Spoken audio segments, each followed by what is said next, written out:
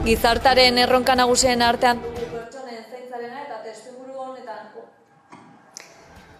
ziurgabetasunak eta tentsioak bizirik jarraitzen du Brasilen. Igande arratzaldean Brasilen izandako estatu kolpe saiakeraren porrotak posa ekarri duen arren tentsioak jarraitzen du eta mehatxuaren tamaina ikusita ziurgabetasuna ere nagusi da. Gertakariek Lula da Silvaren gobernu hasi berrian izan dezaketen eraginagatik. Bolsonaroren jarraitzaileek Brasilgo Kongresua, gorena eta presidentzia jauregia indarrez hartu eta egoeraren kontrola berreskuratu berritan, basati fasistak aurkitu eta zigortuko dituela hitzeman du Luis Ignacio Lula da Silva Brasilgo presidenteak. Are gehiago, estatu kolpe saiakera hori finantzatu dutenen kontra ere egingo duela iragarri du gobernu buruak. Poliziak 2 ordu eta erdi igarota lortu du indarrez hartutako 3 egoitzen kontrola berreskuratzea. Gutxienez 300 pertsona atxilotu dituzte, baina Brasilgo poliziak iragarri du gehiago izan litezkeela.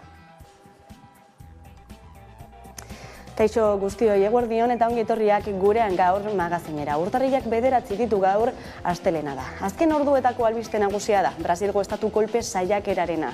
Lulak erasoaren erantzule egin du Bolsonaro, baina ultraeskuinako buruzagiak halakorik ezeztatu du, zio bidez eta bere agintaldian konstituzioa bete duela beti gaineratu du. Brasilgo presidente eskerzaleak kargua hartu zuenetik, estatu batuetan dago Jair Bolsonaro.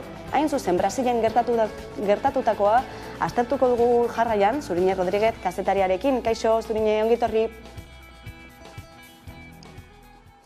Ez dakit entzuten gaituen, kaixo, Zurine? Kaixo? Bai, orain bai. Testuingurua ulertzeko, nola heldu gara puntu honetara, zer gertatu da? Bueno, atzoka ulertzeko, nik uste lehenago ulertu behar degula azken 2 hilabetetan zer gertatu den, ez? Gogora dezagun orain dela 2 hilabete, Brasilen hauteskundeak egon zirela, eta bertan Lula da Silvak hauteskundeak irabazi zituela, boto nahikorekin, ez? Behin irabazita Bolsonarok, eta oso importantea da, ez du inoiz Lularen garaipena errekonozitu, are gehiago, Brasiletik funda eta estatu batuetan dago momentu enten, ez? Pasaden astean Lula da Silvak presidentzia hartu zuen, eta, Jair Bolsonarok eman behar zion pasua eta zion eman, ez? Beraz, bere adversarioa ez du errekonozitu, ez? Aldi berean ere, behin Lula da Silvak irabazi zuenean, Bolsonaroren jarratzaileek, ez? Brasileko kuartel militarretan jarri ziren, atrintzeratu ziren, eta estatu kolpe bat eskatzen zuten. Hau da, ez zuten errekonozitzen Lularen garaipena, eta eskatzen zioten boterari kontra egitea, ez? Testuinguru hau ikusita, zeuden santzuak atzo gertatutakoa gertatzeko aukera bazegoela, ez? Eta zergatik gertatutzen atzo? Aldagai askoren gatik, ez? Batetik, Lula da Silva Brasiliatik kanpo zegoelako batetik, polizia bera, ez zuelako espero eta orduan indar militarrek mugimenduiek egiteko aukera izan zituzten, eta gainera, momentu honetan Brasilen udara eta kongresua eta beste potereak inabilak dira, ez? Orduan sartzeko aukera gehiago badaude, ez? Beraz, atzo ikusi genuen nahi, tantan Bolsonaroren jarraitzaileak, estatu kolpe baten saiakera egiten, ez? Eta oso importantia da gogoratzea bertan ere Bolsonaroren semea bazegoela. Beraz, hori erakusten digu argi eta garbi Bolsonarismoren jarraitzaileen boterea kontelatuko. Naiz eta gaurkoan ere Bolsonaro gertatutakoarekin aldendu nahi izan duen, era oso epel batean ere hori ezatekoa, ez? Baina gertatutakoari heltzen jarraitzeko, zer esango zenuke, zeintzuk izan dira estatu kolpe saiakera hau bultzatu duten osagaiak? Osagai asko daude, ez? Nik uste dut batetik ez Bolsonarok bere potere guztia, bere mandatu guztia, ez? Fascismoz beteriko diskurtzotaz gauzatu induela, ez? Behin baino gehiagotan instituzionalidadearen kontra egin du, instituzioak ez dute zertarako balio, politikariak ez dute zertarako balio, hortaz berak orto den, eta hainbat neurri zehatzak ahalbidetu izan ditu justuki fascismoaren gorakada hori indartzeko, ez? Armen legalizazioa, eliza eklesiastikoei, diru eman militarrei, diru eman baita, ez? Eta horrelako gauzak eginda, giro bat sortu du, justuki, instituzionalidadearen kontrako egiten duena, fascismoaren alde egiten duena, ez? Trumpek bezalaxe egin zuenean bere momentuan, baina hemen, ezberdintasuna nabarmena da, Trumpek bera badaukala lidergo espezifiko bat, eta Bolsonaroaren inguruan klan oso bat sortzen da, klan finanziero bat, klan ekonomiko bat, klan familiarra, laguntzen duena, ez? Behin Jair Bolsonaro podera utzita, bolsonarismoa oraindikan status quoaren kontrola izaten segitzen duela, ez? Beraz, bai jundaia Jair Bolsonaro, baina bolsonarismoa oraindikan ez du boterea ez du boteraren kontra egin, eta horregatik dakate indar asko, ez? Asko destruitu du Bolsonarok, eta orduan Lulak erronka handi dauke momentuan. Zuk zeuk ere aipatu duzu eta azken orduotan paralelismoak ez dira gutxi izan, ez da, Kapitolioko erasoarekin konparatuta, atzokoan Brasilen gertatutakoa. Uste duzu tendentzia global bati buruz ari garela? Ikusi duguna, eta ez da bakarriken estatu batuetan, gogora dezagun ere Venezuelan Guaidok alako antzerako gauza bat ere entzula, Bolivian ere hortze daukagu Janine Añez ere bere momentuan, estatu kolpe saiakera bat entzula, Perun ere badaukagu adibidez. Beraz, bai esango nuke, ez dakit tendentzia global bat den, edo estrategia global bat den, hemen ikusten ari gara, ultraeskuinarrak, fascismoak erabiltzen ari dela teknika oso zehatz bat, eta hori da, estatu kolpeen teknika, ez? Alegia, hartzen du instituzionaliaren kontrako jarrera bat, ez? Instituzioak nik ez baditut neure ganatzen, orduan, instituzioak ez dituzte zilegitasuna, orduan nik instituzioen kontra egin dezaket, eta instituzio eta potere demokratikoaren kontra egin dezaket, beraz, bai, esan genezaken, eta ez bakarrik Amerika Latinan, baizik eta ere Europan, horrelakoak ikusi dezakegu beste modu batez, eta beste faktore batzuekin kontutan hartuta, baina gogora dezagun adibidez Espainian potere judizialarekin azken astetan gertatu den guzti hori, ez? Eta, nahiko aldagai salbatzen ezberdintasunak, baina nahiko aldagai antzerakoak dituzte. Beraz, bai, nik uste tendentzia global bat dela. Beraz, plantatzen den galderetako bat da, Brasilen bertan, ez? Hemendik aurrera, ea zen nolako ondoriak ekarriko dituen honek Lularen gobernu hasi berrian, ez? Baina nazioartean ere, nola aurre egin erabateratu batean ultraeskuinari, ez? Horrelako estrategien aurrean. Nik uste dut hori dela klabeaen galderarik, galdera, ez? Nik ez dakat erantzuna, baina bai esango nuke hemen erratzen ari garela tiroan, eta, bai globalki ari gara ikusten antagoniko bezala, ez? Edo bi proiektu politiko antagoniko bezala, ultraeskuinaren proiektu politikoa batetik, eta gero beste proiektu politiko guztik. Eta hau da, nik uste, min asko egiten ari diguna. Ez dira bi proiektu antagoniko, ez dira bi proiektu politiko antagonikoak, ez dira demokrazia eta da fascismo. Eta nik uste dut hau da asaldu behar duguna, ez? Apostua demokraziaren alde egin behar da, demokrazia hori gauzatu daitezke 1000 moduz, baina bestea da fanatismoa, bestea da ultraeskuinara, bestea da fascismoa, ez? Beraz, hortarako nola egin aurre fascismoari? Demokraziarekin. Nola gauzatzen da demokrazia? Instituzio. Bitartez, gizarte zibil indartzu baten bitartez eta eskubideen urraketaren kontraren bitartez. Zaila da bai, baina ez dago beste alternatibarik, ez? Historikoki badaukagulako ere buruan fascismoak zer ekarri digun, ez? Orduan nik uste oso momentu sensible batean gaudela. Hala ere, Brasilekin bai esan behar da, eta nik honekin oso tematia naiz, ez? Brasilen Lula irabazi du, eta boto askorekin irabazi du, ez? Beraz, hori esan nahi digu, Brasilgo gizarteak fascismoaren kontra egin dula, eta fascismoa paralizatu egin dula. Atzo ikusi genuena oso larria da, oso arriskutsua da, baina oro har Brasil aldaketa bat nahi du, eta aldaketaren alde, eta demokraziaren alde egin du, ez? Orain, demokrazia hori gauzatu, elikatu eta egikeratu behar da. Mezu horrekin, geldituko gara. Zurriño Rodríguez, eskerrik asko beste bengurean izatagatik bezarka da. Zuei, bai. Eta gurera itzulita pandemiak ezarritako parentesiaren ostean, 3 urte geroago, milaka lagunek Bilboko kaleak bete zituzten larun batean, sare herritarrak deituta, etxera bidea agertu goiburupean. Euskal presoen urruntzea amaitzear dagoela manifestariek eskatu zuten presoi ezartzen zaien salbuespen politika bertan bera usteko eta horiek etxeratzeko bidean jartzen ari diren oztopoak kentzeko. Mobilizazioak ezoizko moldea izan du, Kasilla plazatik abiatu beharrean, antolatzaileek eskatu zioten jendetzari autonomia kalean kokatzeko, kale osoa betetzeko asmotan.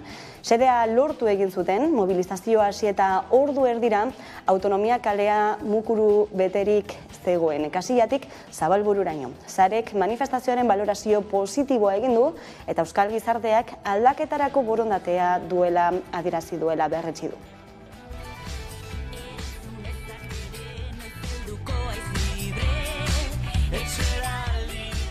Euskal gizarteak aldaketarako borondatea adierazi zuen, baina oraindik ere lan handia egiteko dago, batez ere presoen gradu progresioari dagokionean.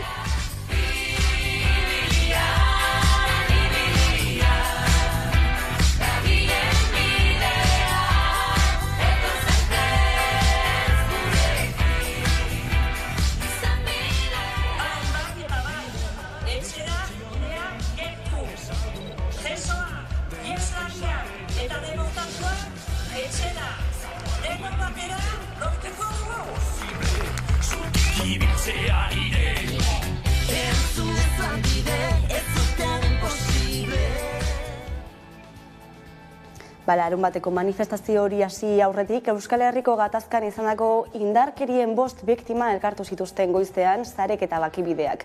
Euskal Herriko gatazkan izandako indarkeriez, minez, isiltasunez eta erreparazioez mintzatu dira 5 emakume eta gorrotoa alboratzera deitu zuten ere. Positibotzat jotzen ditugu azken hilabeteetan izan diren presoen hurbilketak Euskadi eta Nafarroako espetxeetara. Uste bai dugu horrek lagunduko duela beraien bergizarteratzean, hori delako gure ustez espetxe politikaren helburua. Energiak eta indarrak batzeko momentua dela, aktibitate politiko eta instituzionala egiteko bai, baina baita ere sozialki, gizartearen partetik, eskubide hauek, preso politikoek dauzkaten askatasunerako eskubidea eta etxean naturaltasunez eta arrunt bueltatzeko eskubidea babesteko eta bermatzeko indar guzti hauek batu behar ditugula. Aurrera egiteko, elkartzeko, besarkatzeko unea da. Eta beren mahmotaren egunean ahapatuta daudenei esan behar diegu gu ez geldiarazteko. Gu gurera. Aurrera, aurrera. Aurrera ahaztu gabe, gogotori gabe. Egiaztatua dago Euskal gizarteak aurrera egin nahi duela bidezko bakea lortzeko oroimenarekin, baina faktura erantzirik gabe eta alde bateko interesik gabe. Horregatik, batzuen mezuaren oinarri den garaileen eta garaituen agertokiak honako helburu inplizitua dauka.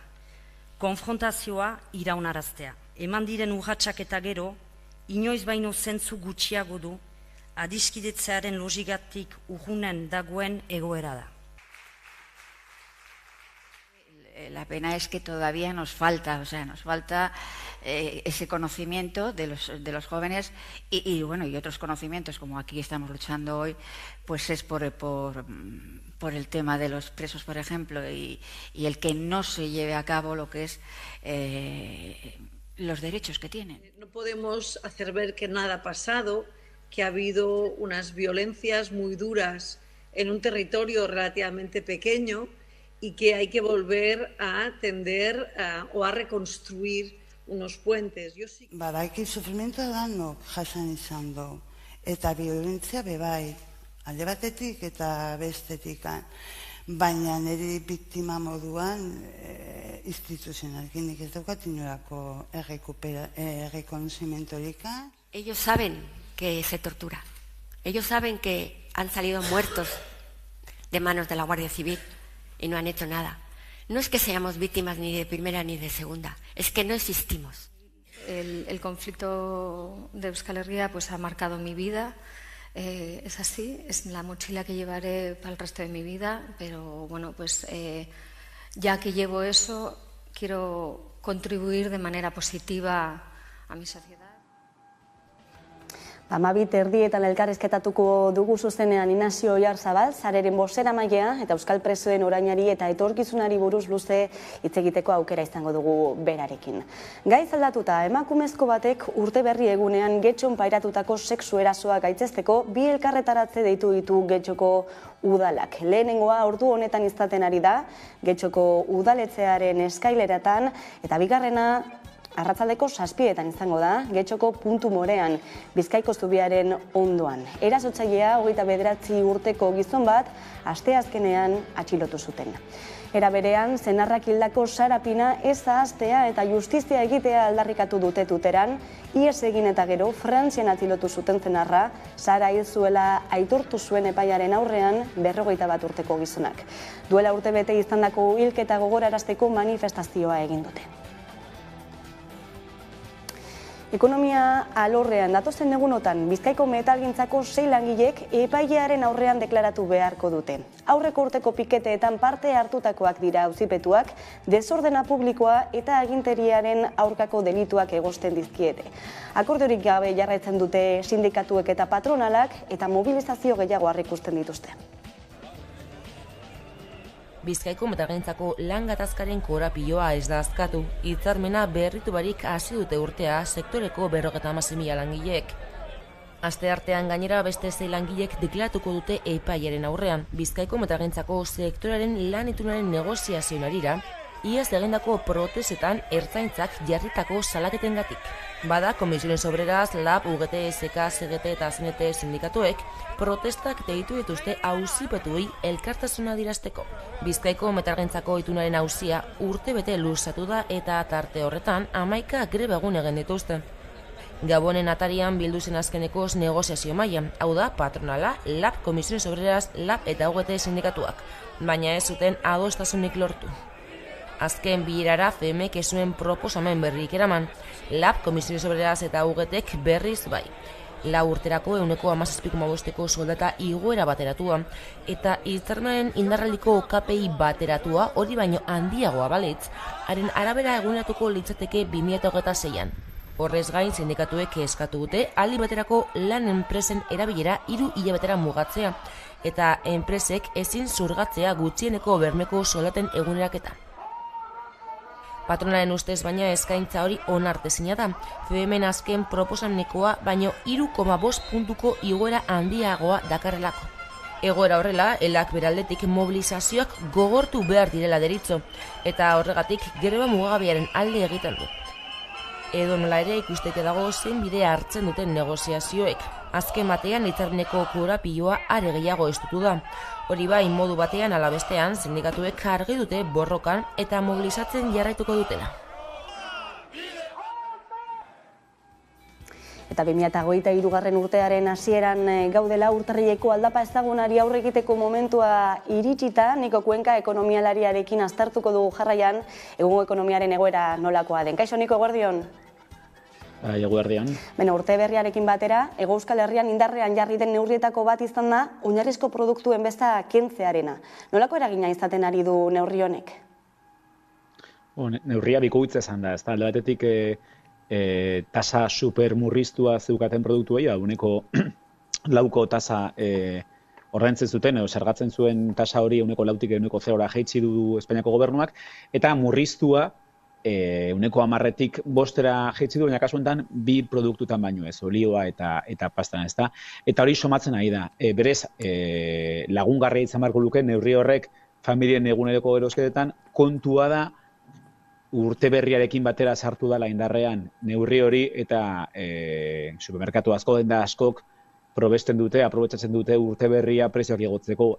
Orduan zalantza dago ze puntura daño eragingarria izango den, edo eraginkorra izango den, ez da, egun hauetan ikusi izan ditugu hainbat zalantza, hainbat kezka, eta baita ere, hainbat supermerkatuk ez dituztela tasak murriztu edo ez dituztela prezioak murriztu, eta bezaen aurrezki hori euren mozkinerako erabili dutela. Beraz, printzipioz lagungarria bai, baina egia da supermerkatu guztietan ez dela igertzen ari. Eta beste datu bat ere badago, ez da, bezaren jaitziera hau ez dela produktu guztientzako eta esaterako haragiaren eta arrainaren kontsuma uneko 15 jaitzi dela azken urtean ere, ez dakitele lotura zuzenik edo ote duen honek? Bai, zalantza barik. Nik justo aragiaren kasuan, hor bi nabardura ingo dituzke alde batetik, ez dugu aztu behar, kontzientzia ekologikoa dela eta ez dela, murrizten ari dela aragia eta batez ere aragi gorria bezala ezagutzen den horren konsumoa, hor badago duela pare bat hilabete ezagutu genuen txosten bat, Europa mailan egindako txosten bat, zelan Estatu Espainiarran azterako, biztanleen edo kontsumitzaileen ehuneko 58 erabaki dutela aragi gorri gutxiago kontsumitzea, ehuneko 24 zuzenean erabaki dutela aragi gorria kontsumitzeari uztea, horrek badauka eragina, baina zalantza barik, kasu honetan inflazioarekin lotuko nukeare gehiago. Ez da, azken batean, inflazioa konparatzen baldin badugu, 2022ko inflazioa eta 2021ko inflazioa abenduko datua behintzat, ikusiko dugu zelan 2021ko abenduan inflazioa altua izan zala, baina inflazioa eragin zuela batez ere energiak eta garraioak eta etxe bizitzak, eta 2022ko abenduan inflazioaren gorakada hori elikagaiek egin dutela. Ez da, gitxi gora bera, bataz beste, elikagaien prezioa ehuneko 15 igo dala. Badira batzuk, azukrea edo olioa are gehiago igo direnak, baina horrekin lotuko nuke. Zer gertatzen ari da, jendeak kontsumo osturak aldatzen hasi dela, ezta? Elikagaien konsumoak ehuneko 9 egin du bera, baina batez ere egin dau bera, aragian, arrainan zuk aipatu bezala, beste batzuetan pasta merkeagoa dela, horrakarrik ehuneko 1,4 jeitsi da, ezta? Baina barazkietan, aragian, arrainan, produktu kongelatuetan ere, izoztuetan ere, izugarri jeitsi da, izozteak ere argindar konsumoa oso handia eskatzen duelako, ezta? Beraz, nik bai lotuko nuke egia da kontzientzia ekologikoak ere zertxobait eragin duela, baina batez ere prezioen gorakadarekin. Azken batean, jendeak egunero jan behar du, eta nahiago du merkeagoa diren produktu horiek pasta azterako kontsumitzea aragia eta arraina baino.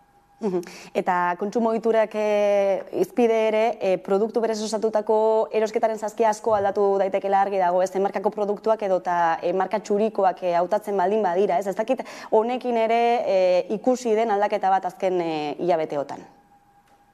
Bai, zalantza barik, eta azkenengo astetan hainbat kateetako jendearekin hitz egiteko aukera izan dugu, hori azpimarratzen digute zuzenean marka zeurriaren aldeko apostua izugarri handitu dela, hazkundea oso handia izan dela, eta bada beste faktore bat ere, gero ez da garrantzi gehiago hartzen dela, eta erosketa egitera goazenean, supermerkatuetara goazenean, segituan amaituko duguna. Gero eta gehiago jendea begiratzen dau, gainera ez dugu aztu behar indarrean sartu dela produktuak ez galtzeko lege hori, iraungitzea eta gertu daukaten produktu horietan ja legeak behartuta eta supermerkatuek ere horrela erabaki dutelako, ari dira ofertak egiten. Orduan, iraungitzear dauden produktu horien konsumoa asko handitu da. Badira etxe batzuk, supermerkatu batzuk, ehuneko 40, ehuneko 30ko deskontua eskentzen dutela, eta tira, ehuneko 30ko, ehuneko 40ko deskontua somatzen da azkenengo faktura hori heltzen denean, ez da? Orduan, bai, marka zuriaren aldeko apostua eta baita ere, iraungitzear dauden produktuen aldeko apostua asko egin du gora, modu hortan tiketa, erosketaren gastu hori murrizteko. Duda barik 2022 urtea izan da inflazioaren urtea, eta dena den eta urte berriarekin batera FMIak ere ohartarazpen bat egin du 2022 baina konplikatuagoa izango dela aurtengoa. Ez dakitzen nolako aurreikuspenak dauden? Bai, Jorginak Nazioarteko Diru Funtsaren zuzendariak, Jorginak berak indako adierazpena dira, aurreikuspena dira, egia da, urtean zehar, bizpairutan aldatu dituela Nazioarteko Diru Funtsak aurreikuspen horiek.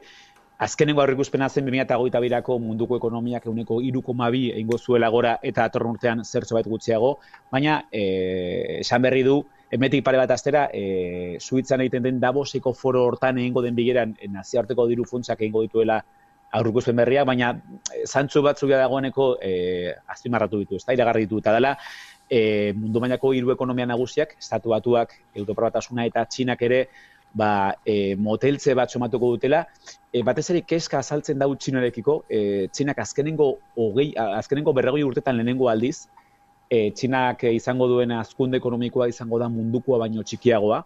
Egia da, Txinak 2022an COVID-ari, pandemiari aurre egiteko oso neurri zorratzak ezarri dituela eta horrekoren produkzioa izugarri kaltetu duela. Horrek sortzen dau kostua datorren urteari begira, ia zer gertatzen den pandemiaren bilakaerarekin Txinan, ia horrek zer suposatu dezaken, ia horrek behin pandemia garaituta Txina berriro bere konsumo mailara, aurrek pandemiaren urtetako konsumo mailara iristen baldin bada, ia horrek hornidurak ateetan arazoak sortu ditza ezkeala ez. Horrek sortzen du kezka, Europari begira, horre azpimarratzen dau, badagazola herrialde batzuk tartean Frantzia eta Espainia hazkunde txikia izango dutena, baina hazkunde positiboa, eta beste batzuk kasu honetan batez ere Rusia eta Ukrainen arteko gerrak gertuen edo bortitzen eragiten dien herria, batez ere hornidura energetikoa direla eta ez direla, horiek okerrago pasatuko dutela, egongo dira Europan herrialde batzuk atzeraldian sartu daitezkenak, eta beste batzuk hazingo dutenak, Frantzia eta Espainia tartean, naiz eta hazkunde txikia izan. Baina esan bezala, egunez egun aldatzen diren aurreikuspena dira, eta hurrengo aurreikuspenak emetik pare bat astera Davoseko foro hortan emango ditu. Adi jarraituko dugu foro hori eta ea zenolako bidea hartzen duen guztiak. Niko Kuenka, mila esker beste behin gurean izateagatik. Ez horregatik, gero arte. Eta hain zuzen ere, energiaren garestitzeari irtenbidea eman nahian, 21 egitasmo dauzka mahai gainean Eusko Jaurlaritzak, batzuk eguzki plaken parkeak jartzeko eta beste batzuk parke eolikoak ezartzeko. Azken hauetako 2 onartuta daude dagoeneko eta abian jartzea baino ez da falta. 2023 hasi berritan, energia eolikoek aurten zeresan handia izango dutela aurreikus daiteke. Arabaren, Bizkaiaren eta Gipuzkoaren kasuan 33 eremu zabal proposatzen dira zentral eolikoak egiteko Eusko Jaurlaritzak duen dokumentuan. Eremu gehienak mendian daude eta horien artean ez daude jada erekita dauden edo tramitatzen ari diren proiektu eolikoak. Bestalde dokumentuan nabarmentzen da natur babesguneak salbuetxe dituztela instalazio berriztagarriak egitetik. Dena den proposatutako kokaleku asko babesgunetatik eta Natura 2000 sareko eremuetatik gertu daude. Jaurlaritzak 2030erako potentzia eolikoa 5 aldez handitzea du helburutzat. Ildo horretan 7 urte barrurako energiaren kontsumaren 21% iturri berriztagarrietatik heltzea nahi du, eta 2030erako 40%. Arabari dagokionez 3 parke eoliko daude gaur egun, eta lurralde plangintzak beste 13 kokaleku aurre ikusten ditu.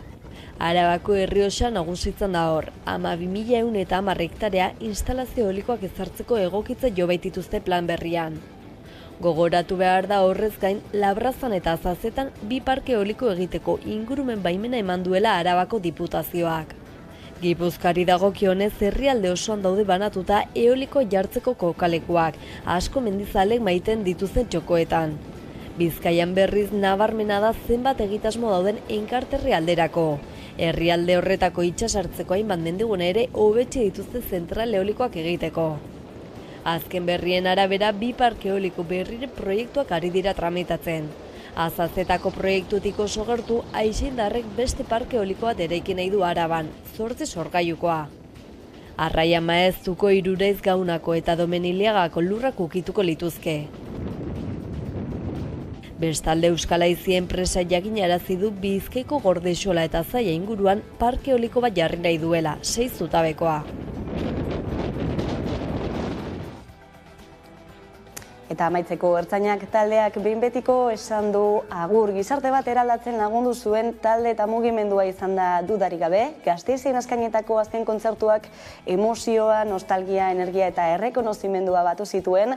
Erdibana jaiotzen ikusi zituen hirian bertan Gasteizen 15.000 lagun bertaratu ziren, bai gazteak eta bai euren musika bizitzaren soinu banda bihurtu zutenak ere. Nerea Gartziak emango digu informazioa eta jarraian itzuliko gara eguneko elkarrizketa nagusiarekin ez gaurkoan Inazio Jarzabal zareko bozeramailea izango dugu.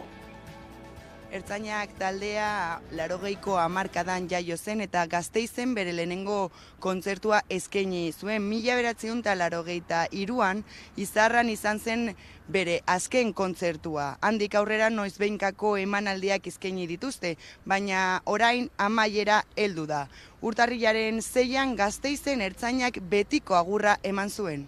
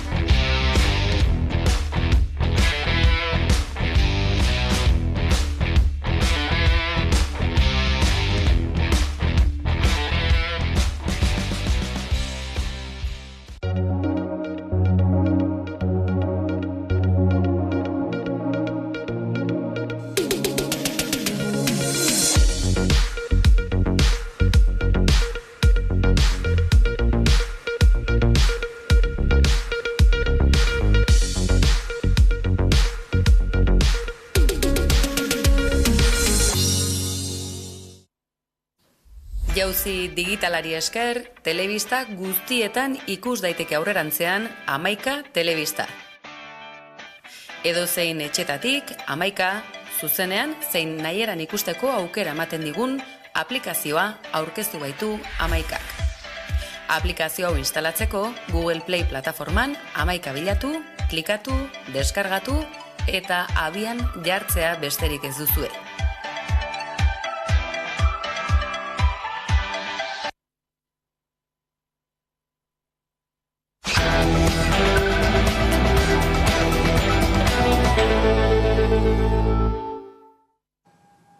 Egunero legez, eguneko elkarrizketaria eta irekiko diogu, horretarako gaurkoan gurekin daukagu Inazio Oyarzabal, Zareko bozeramailea, eguerdion ongi etorri.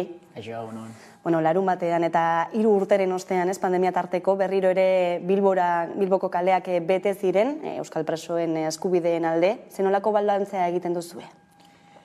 Ba, oso positiboa. Egia da, hori, pandemia garaiko 2 urteko geldialdi ez, baina, Bilbora bueltatzeko aukera hori eduki dugula, eta egia esan oso pozik bertan emandako irudiarekin, Bilboko kaleak jendez beteta ikustearekin, eta batez ere, bai egoizean ere bai Euskaldunan egindako ekitaldia eta baita arratsaldean ere emandako irudi horrekin oso pozik, ikusi zen azkenean jendartearen zati bat orain kalean egoteko gogoekin bazegoela, han zegoen giro positibo eta ilusio puntu hori ere garrantzitsua zen, esaten genuen berezia zela urtengo deialdia pandemiarengatik eta baita azkenean urruntze politikaren amaieraren atarian gaudelako eta horrek ere azken urteetan egindako lan handi bati esker ere momentu honetan gaudela balioan jartzeko unea zela eta baita ere ikusteko datorren denboretan bide luze bat elkarrekin daukagula egiteko eta indarrak hartzeko ere balio izan zigula.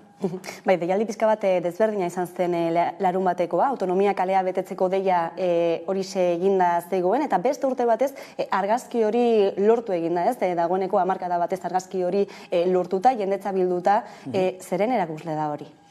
Bai, azkenan autonomia kale hortako argazkia ja denok ezagutzen dugu eta, zorionez oraindik ere bai, jende guztia horrek parte hartzeko gogo hori ere badauka ikusten duelako behar hori dagoela, azkenean ez genuke inoiz deialdi hau berriro deitzeko beharrik ez egotan nahiko genuke, baina oraindik egoera dagoena da, ikusi dugu azkenean gradu progresioetan eta salbuespen legedi hori bertan bera geratzeko oraindikan gauza asko geratzen direla egiteke eta guretzako poztekoa izan zen berriro ere autonomia kale hori beteta ikustea eta beteta ikusteaz aparte han egondako aurpegi eta ilusio horiek bergogoratzea, ekartzea kalera eta gehien bat aldarrikapen hori erdigunera ekartzea eta ikustea behar hori jende askok oraindik eskatzen duela, edo aldaketa hori eskatzen duela oraindik jende askok.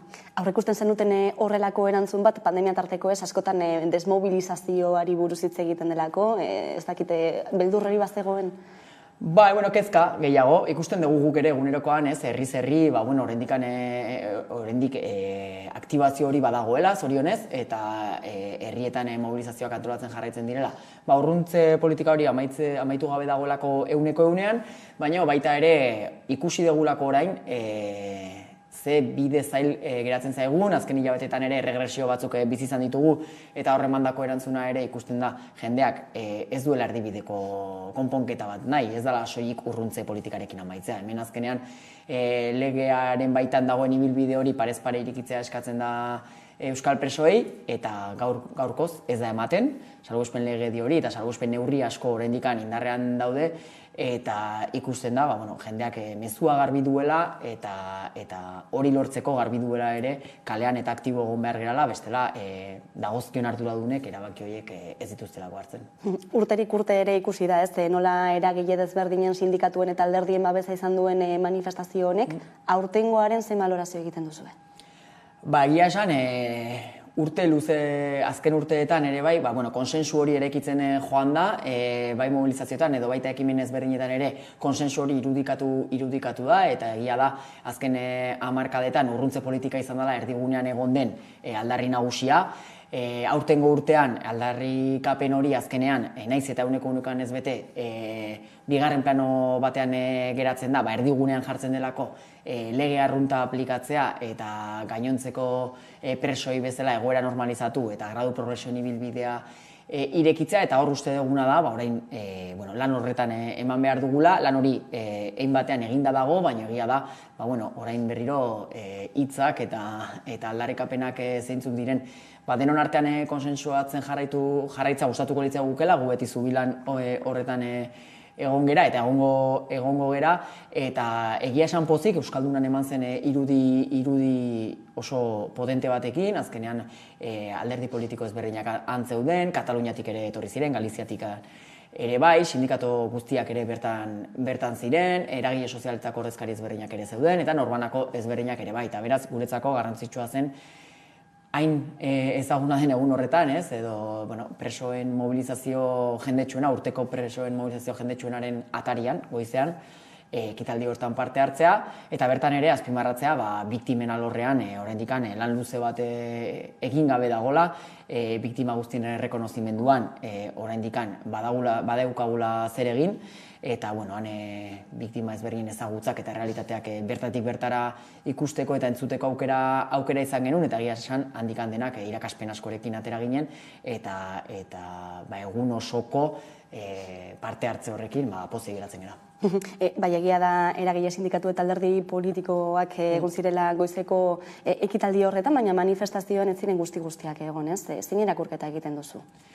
Bai, gu beti ere bai, parte hartzeko aukera beti librean, eta norberari bere aukera uzten diogu, alderdi eta sindikatuek bere erabakiak hartzen dituzte, eta batzuk gehiengoa bertan zegoen arratsaldean ere bai, baina egia da batzuk ez egoteko erabaki hartu zutela, arrazoi ezberdinak medio, eta guk erabaki horiek azkenan onartu eta errespetatzen ditugu guztiz, ulergarriak iruditzen zaizkigu, baina bai uste dugu mobilizatzeko beharra dagoela oraindikan, eta mobilizazio horietan denok egotea ere beharrezkoa dela. Orduan guk ere lanean jarraituko dugu mobilizazio eta kale aktibazioetan ere, ekimen ezberdinetan bezala denok egoteko horretan, egia da ere sortu behar diren mobilizazio eta aktibazio eta kale dinamika horiek ere bai, denok aldarrikapen horren baitan gaudenok eroso sentitzeko moduan izan behar direla, ez egoteko erabaki hartu dutenak berein arrazoiak izango dituzte, eta beraz, horretan lan egin beharko dugu guztiok egon ahal izateko, baina garbi daukaguna da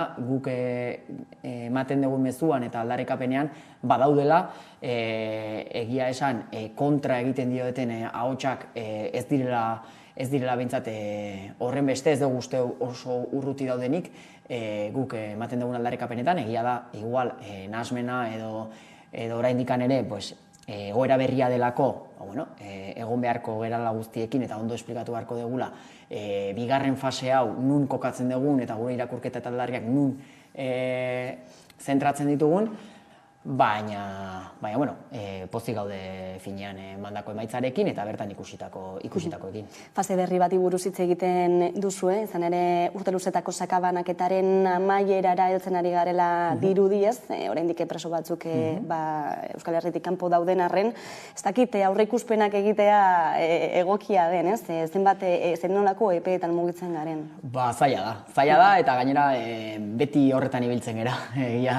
Hori izaten dela denon kezka noiz izango den, inork ezin dugu jakin, azkenan egia da, azkenengo hilabetetako pausoak eta mugimenduak ikusita, bi hilabetetan eman beharko liratezken gerturaketak izan beharko lukete, azkenean dozena pasa preso direlako Espainiako kartzeletan geratzen direnak, espero dugu da dozen asteetan edo eman ahal izatea, ez dugu uste horre beste zailtasunik dagoenik, edo ikusiko dugu, noiz ematen diren, baina azkenengo hilabetetako mugimenduak ikusita, hala izan beharko lukela uste dugu, baina ez diogu gure buruari epe bat jartzen, azkenean ez dagolako gure esku, eta hori dagokionek erabaki hartzen dutenean iritsiko dira, baina espero duguna da, bide honetatik jarraituta, eta ez dugu inungo informaziorik ez eta egoerarik kontrakorik pentsatzeko, emango direla datozen asteetan edo 2 hilabetetan.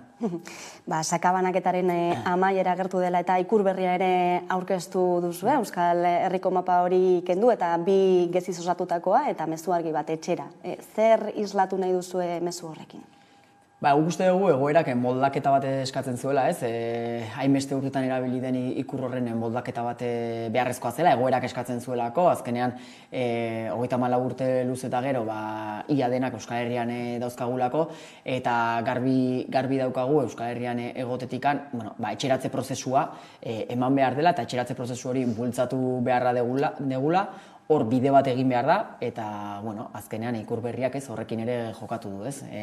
Geziek erakusten duten bidearekin, eta azkenean ikur berri horrek esan nahi duna da, etxeratze prozesu hori bururaino bete behar dela, denon artean bultzatu behar degula eta eraman behar dela, eta azkenean Euskal Herrian egon baino salbuespen neurri batzuen baitan daudela Euskal Herrian, ez? Eta beraz, salbuespen neurri guzti horiek eta salbuespen legedi hori bertan bera geratu behar dela, eta lege arruntaren bitartez, eta gradu progresioen ibilbidearen bitartez, etxerako bide hori normaltasunez eman behar dela. Etxera, ez? Esaldi horren mamia behin eta berriro azaldu duzuen arren, baten batek beste esan nahi bate eman nahi izan dio baita ere, nola baite amnistia askatzen ari zaretelakoan, zer iruditzen zaizue horrelako jarrerak? Guk garbi daukagu egoera aldatzen den momentutikan, egoera horiek aldatzearen alde ez daudenak, intentzionalitate osoz, momentu honetan nahasmen hori sortzeko asmoa eduki dutela, bide batez edo beste batez, horretan saiatu direla, guk urteak daramatzagu gure aldarrikapenekin eta gure mezu garbiarekin, gainera askorekin egondak ere bagaude, eta jakin badakite guk mezua zertan isladatzen dugu, eta gure aldarrikapena zein den, eta ikur berri horrek, etxera horrek zer irudikatzen duen. Lehen aipatu dut, azkenean legeak dioen bidetik, etxeratze prozesu hori ematea, inungo oztoporik gabe, eta salbuespen legedi eta neurri horiek bertan bera geratuta, normaltasunez, gainontzeko presoek bezala. Hor, beraiek nahastu nahi izan dute, amnistia edo impunitatearen kontuarekin, guk garbi daukagu hor, iritzi horiek daukatenak lehen ere bazeuden, eta orain ere, pauso bat eman dutela, eta hortan, aktibatzeko nahi bat eman dutela, baina guk uste dugu jendartearen gehiengo zabalean garbi geratu dela, eta gure mezua oso garbia izan dela, bai larun batean, Bilbon emandako irudian, baita ere goizean ekitaldean emandako irudian, azkenean biktimaen alorrean garbi daukagulako ere lanean jarraitu behar dela eta sakondu behar dela biktima guztien errekonozimenduan, eta hor presoetan ez bezala pausoak askoz gutxinakago etorri direla azken aldian.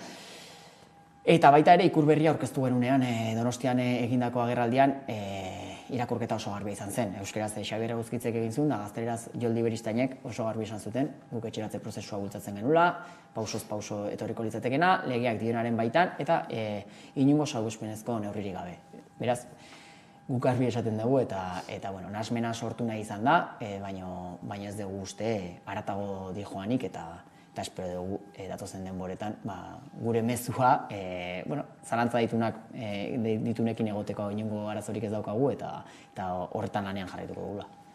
Hemendik aurrera ere eta aurrera egiteko trabarik gabeko prozesu bat eskatzen duzue. Nondik datoz traba horiek?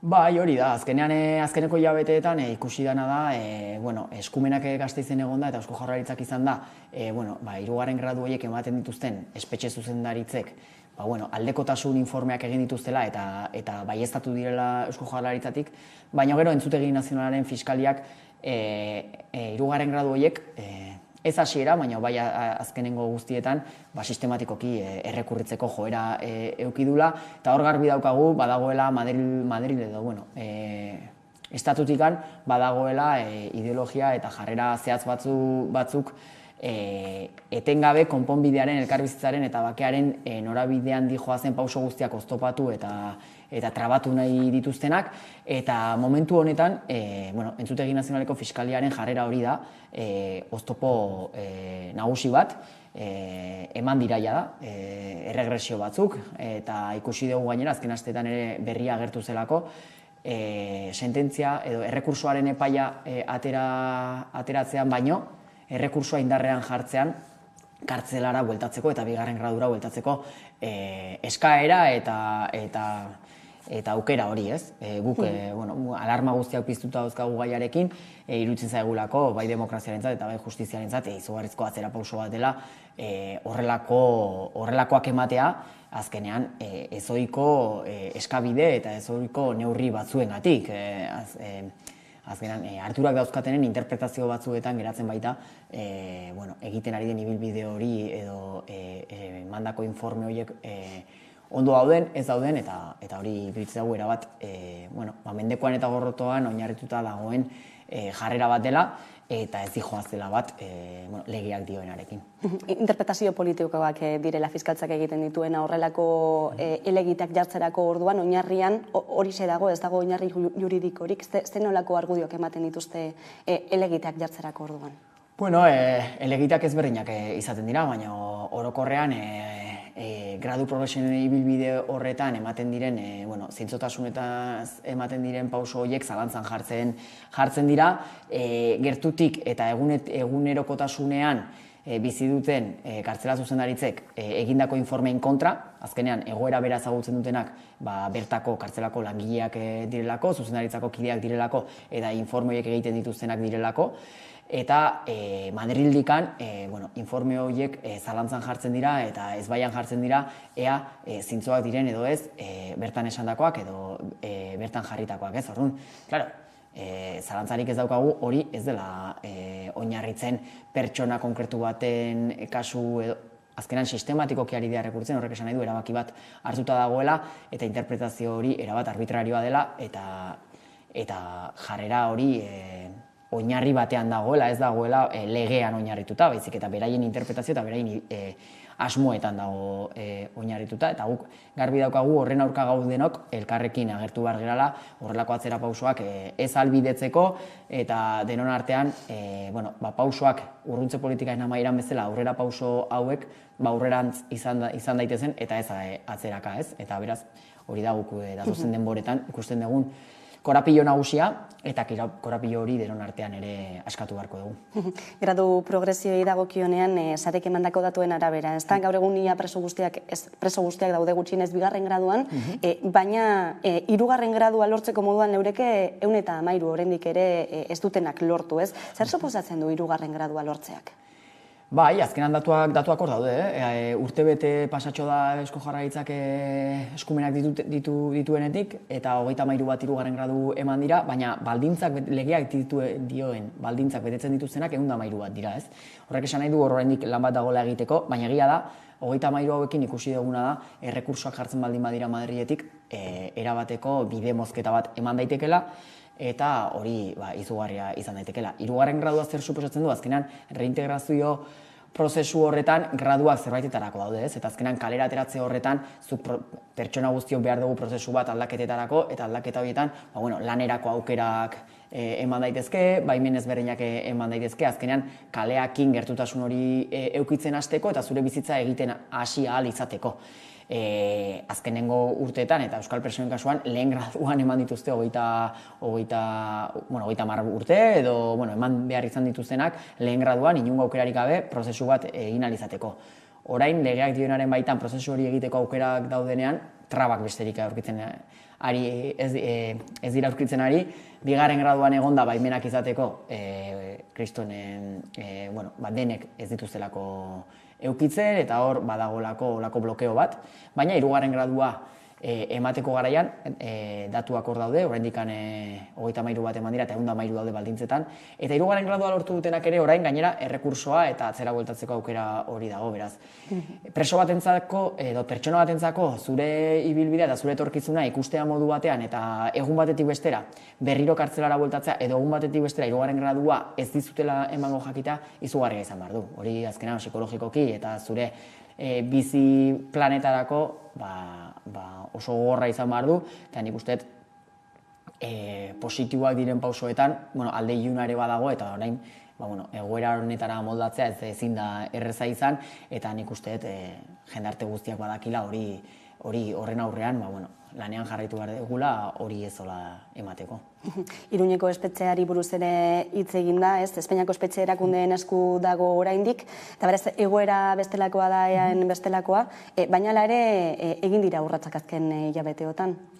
Bai, azkenan Iruñan, uste 10 direla Iruñan dauden presoak, kartzela zuzendaritza bat ere eman zen, eta duela gutxi, eta ikusiko dugu hor nola eman emango diren datozen denborak edo ze erabaki hartuko dituzten, baina bueno, egia da, oztopo eta korapilo handiak egon direla, bigarren graduan baimenak izan edo hirugarren graduak emateko ere, ez? Eta beraz, espero duguna da, datozen denboretan jarrera hori aldatu eta, bueno, behintzat, bide hori egiten uztea eta aukera horiek ere ahalbidetzea, baina egia da, oraindik ez dakigula ze erabaki hartuko dituzten.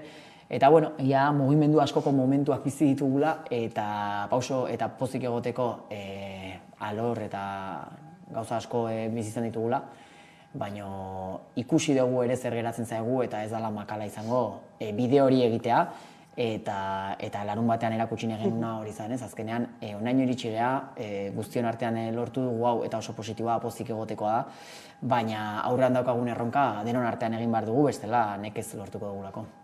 Bai, besteak beste aipatu duzu, ez, Auzitegi Nazionaletik datozen helegite horiek, 3. graduen aurkakoak, inoiz aipatu da, ez, lobby bat modukoa badagoela, Euskal Pertsona Eskubideen aurkakoa, zareren ustez nork osatzen du lobby hori? Bai, hori leheno aipatu dut ere, ez? Estatu mailan badago hor, pauso hauek inoiz gustatu ez zaizkionak eta beti iraganean errotu nahi gaituztenak, eta hor lobby lan hori alor ezberdinetakoa da, ez da eragile edo pertsona batzuk konkretuen gain erortzen, ez? Hor badago alor politikoan alderdi ezberdinakoa daude, edabideen alorran ere badaude edabide ezberdinak etengabe elikatzen dutenak mezu hori, eta baita ere arlo juridikoan ere, ikusten dugun bezala, badaude ardurak ere dauzkatenak, irakurketa horretan lerrokatzen direnak eta irakurketaz gain posizio hori markatu eta erabaki horiek hartzen dituztenak. Beraz, bai edabide munduan, bai arlo politikoan, bai arlo juridikoan, baina baita ere jendartean ere erreferentzia izan daitezken hainbat sektore ere bai, irakurketa eta jarrera horretan lerrokatzen dira eta guretzako pena da, horren beste urte pasata da gero, eta euskal jendarteak izugarrizko aurrera pausoak eman da gero, etengabe, pixu hori eukitzea, zama hori gainean izatea, eta etengabe Madrildikan atzera egiteko joera hori ematea. Eta fase berri baten atarian gauden honetan, ez eta larun batean ere, orain arte egindako urrats guzti horiek balioan jartzeko plaza izan den arren aipatzekoak dira oraindik ere, ez? Sakabanaketak sortu eta sortzen jarraitzen dituen ondorio horiek. Bai, zalantzarik gabe, azkenean sakabanaketa eta urrunketak izugarrizko kalteak eragin ditu, izugarrizko sufrikarioa izan da arlo psikologikoan, arlo ekonomikoan, arlo fisikoan, arlo emozionalean, eta ezin dugu ahaztu 16 pertsonak bizitza galdu dutela, ez? Horrelako erabaki politiko baten aurrean, beraz. Larun batean hori ere azpimarratu nahi genuen, azkenan 34 urte luz eta gero horren amaieraren atarian gaudelako, baina honek sufrimendu eta biktimak ere utzi ditu, eta beraz ere, kasu honetan, goizean ere egon zen dispertsioak eragindako biktima bat, bertan ere bai bere bizipenak ere entzun ahal izan genituen, eta ikusten duguna da, biktima ezberdinen edo ezberdintasun horretan oreka bat lortu behar dela, denon errekonozimendua lortu behar dela, eta azkenean, espero dugu hainbeste sufrimendu eragin duen politika hori behin betikoz atzean uztea, eta, nik uste denborak erakutsiko digula, ze psikologikoki zer utzi digun, eta nik uste dut sufrimendu handi bat eragin duen egoera bat izan dela, eta lorrez berrinetatik eutxi beharko zaila. Zenbaterainoko garrantzia dute larun bat goizean antolatu zenuten bezalako ekimen edo ekitaldiek, ez? Biktima desberdinek euren artean hitz egiteko aukera ematen duten ekitaldi horiek. Guretzako ikaragarrizkoa, zeren irakaspen handi bat da. Azkenan beraiek, azalean bizi izan dutenek, horrelako mahai inguru batean parte hartzeko ausardiak eta prestutasunak erakusten diguna atzean utzi nahi dutela gorrotoa.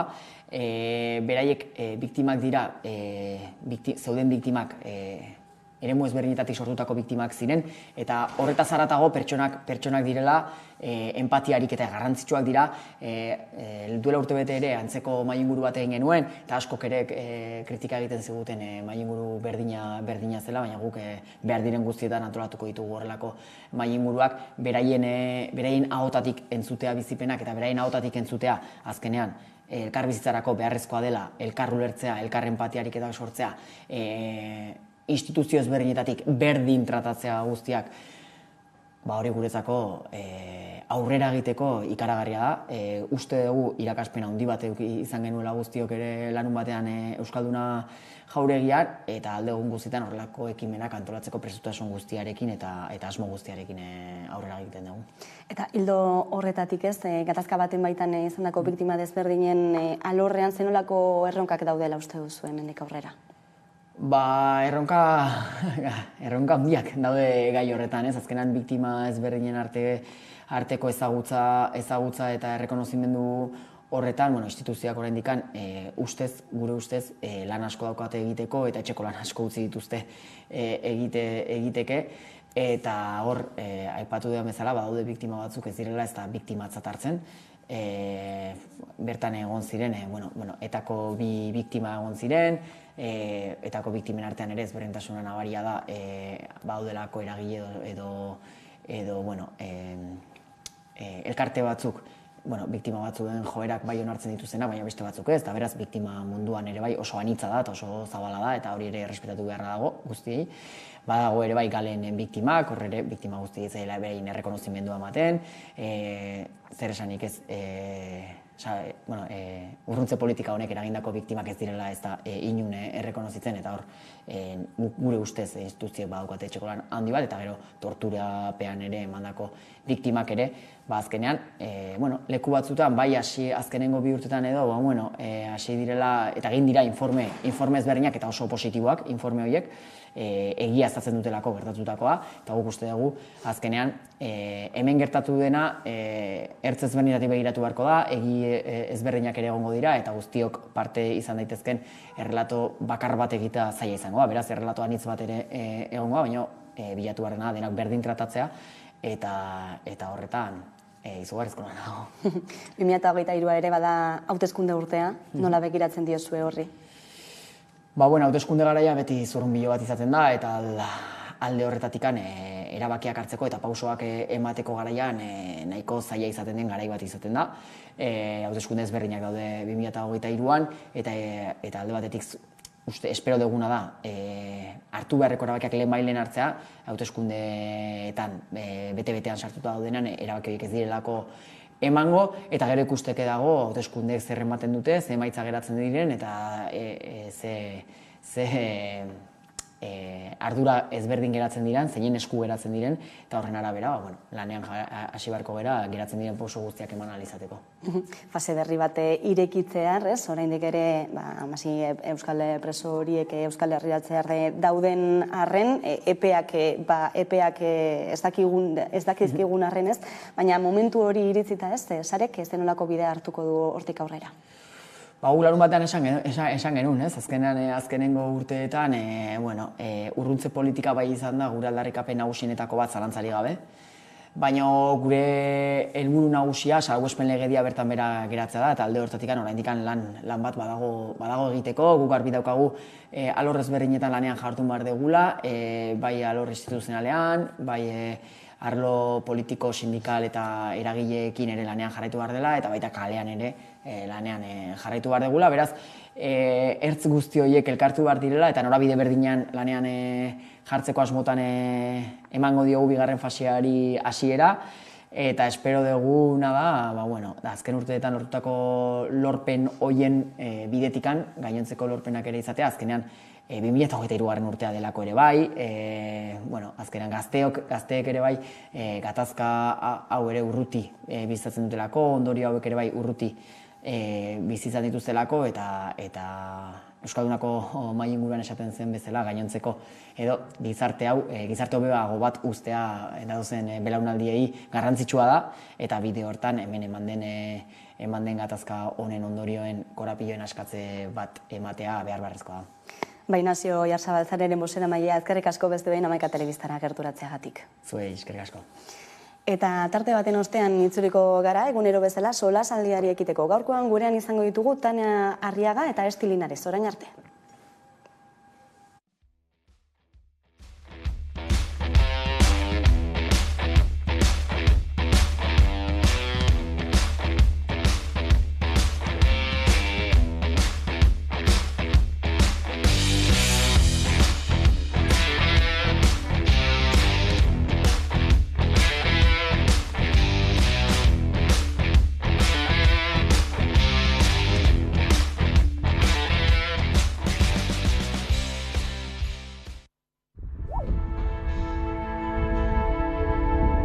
Gizartaren erronka nagusien artean dugu pertsonen zaintzarena eta testuinguru honetan Oiartzungo udalak zaintzadi proiektu pilotua martxan jarri du bakardade ez hautatuari aurre egin asmoz.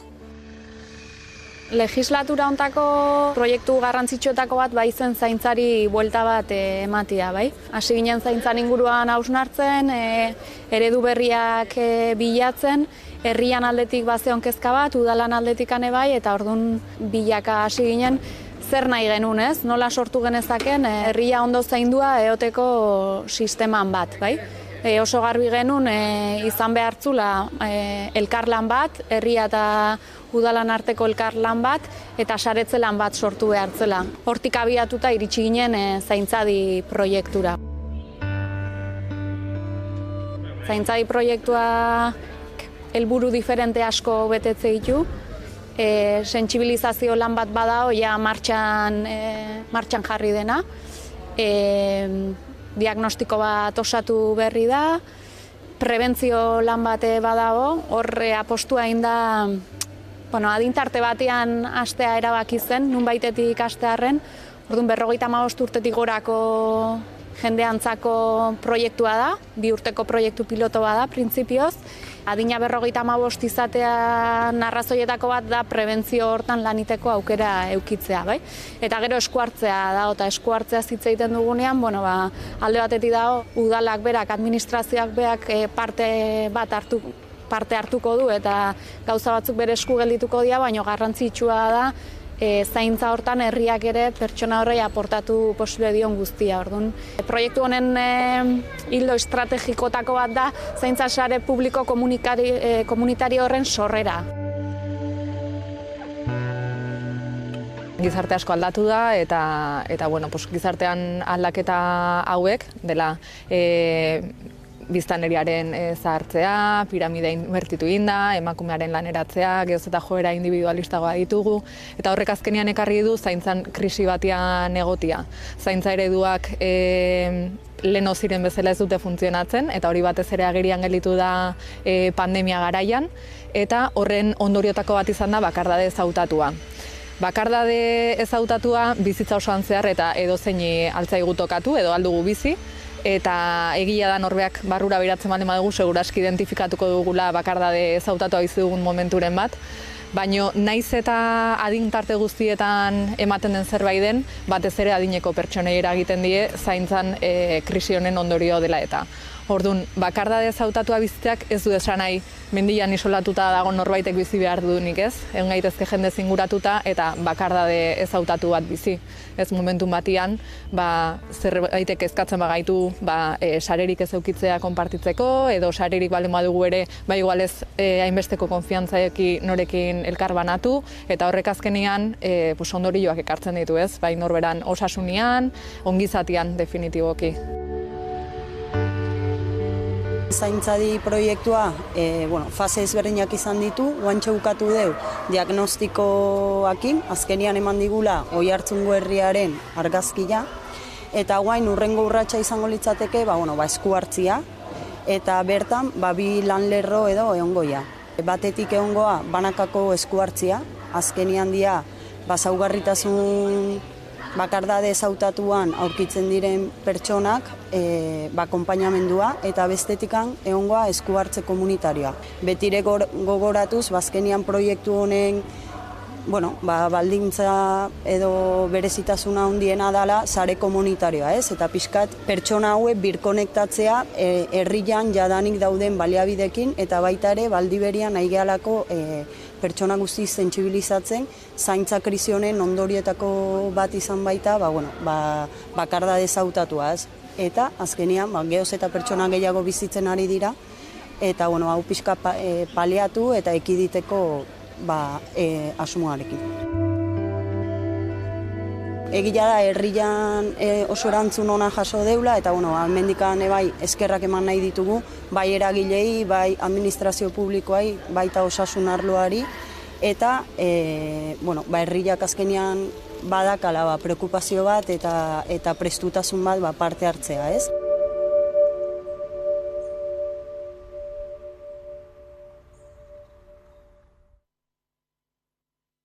Eta gordetzen.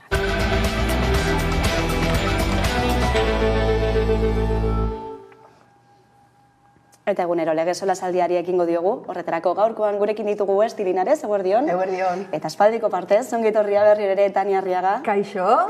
Beno, nola ez, munduari nazioarteare begira jarri behar gara gaurkoan, Brasil delako lerroburu nagusinetako bat, badakizu atzo igande arratzaldean estatu kolpe saiakera bat izan zela, ez dena aurrera atera, baina dena den posalde batetik badagoen ere tentsioak oraindik jarraitzen du, ziurgabetasuna nagusi da herrialdean ere, Lula da Silvaren aginte hartu berritan zen olako eragina izango duen guzti honek, eta grabea, larria, atzo gertatu zena, ikusiko dugu.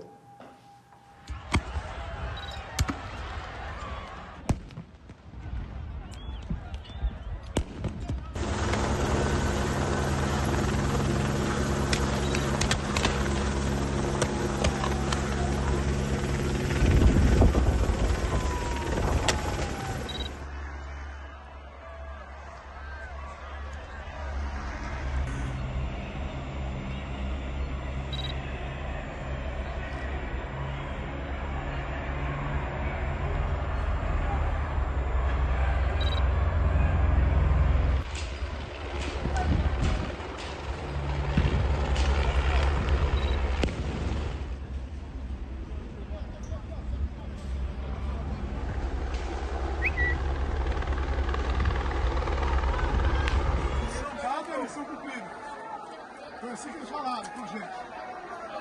Missão boa, missão boa. Missão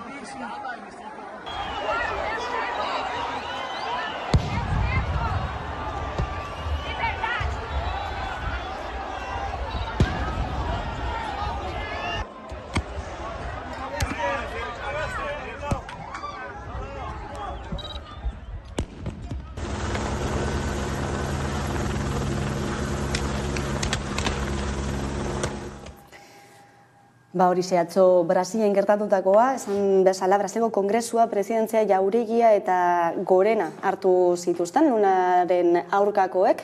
2 ordu tardi geroago berreskuratu zituzten eraikinak eta kontrola ere. Nola bizi zenuten atzoko guzti hori? Nola hartu zenuten berria? Ni egia esan, nola hartu egin eban nire aitak abisatu egin zidan. Eta nik atzo nengoen, hainbat gauza, aurreratzen aste berri egiten genuenez, eta berak abisatu egin zidan, esan ez ikusi egin dozu zer gertatu egin dan, eta hortatik, hori jarraiki pili ginuen telebista, berze gertatzen ari zen, eta hortan, nik goratzen dut askotan, ez da, hitz egin dugu, ez da, Brasilko, eta ez da bakarrik Brasilko egoera, eta horrelako egoerak ondo aztertzeko ezinbestekoa da, analizi makro eta mikro bat egitea. Makro esaten dodanean, da baita ere Latinoamerikan dakoan egoera berriki eta ondo ikusteraztea eta ondo azaltzea zer gertatzen den. Zen eta Brasilgo egoera ikusi aldegu adibidez, eta nik sortea izan dut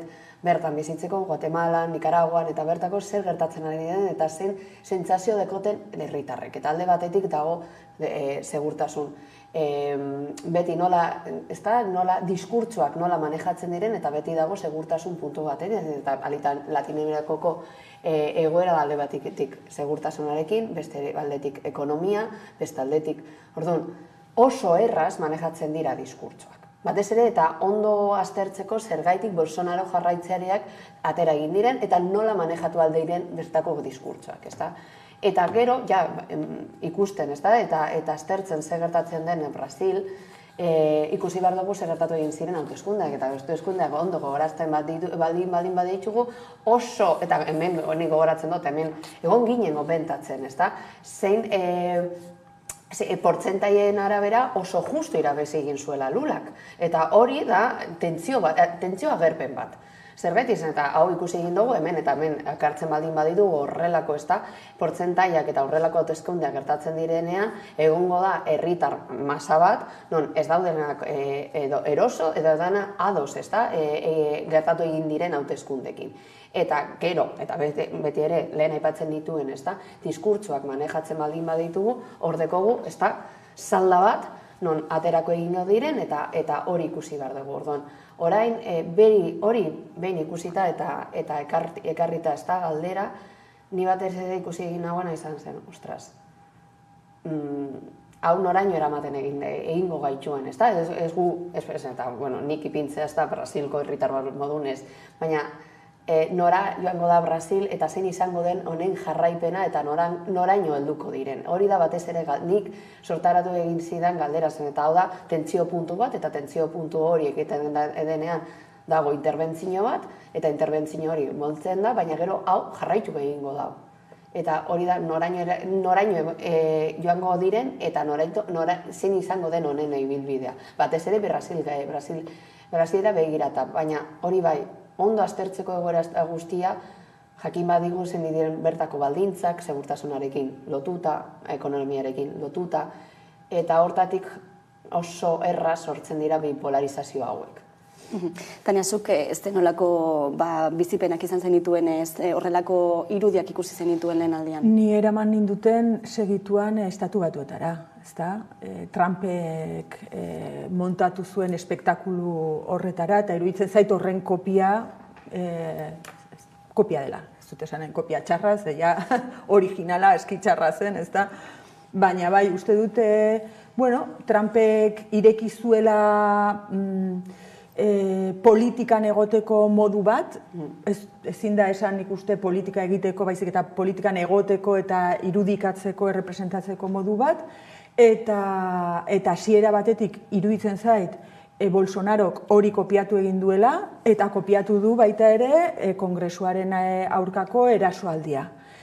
Ez dakit esaten altzaion kolpea, estatu kolpea, ez dakit horrela definizioak hartzen duen, zen ikuste ziurrenik ejerzitoak altxatu beharko luke, eta parte hartu, eta ematen du oraingoz behintzat ejerzitoa kontrolpean dagoela, naiz eta irudi batzuk atera diren baita ere ejerzitoak poliziaren kontra egin duen, eta hori hor dago, ikusi beharko dugu, baina hoize iruditzen zait dela pixkatxo bat trumpismoaren jarraipena, Trumpena urtarrilaren seian uste dut izan zela, hau izan da urtarrilaren 9, eske gainera da, kasi gehiegi, irudi batzuetan baita ere agertzen zen uste dut jendea pixkat mozorraturik, eta espektakuloa eman nahian. Hori hasteko eta behin. Iruditzen zait, nire sentsazioa ez dakit zergatik, uste dut ez duela aurrera eginen, oraingoz.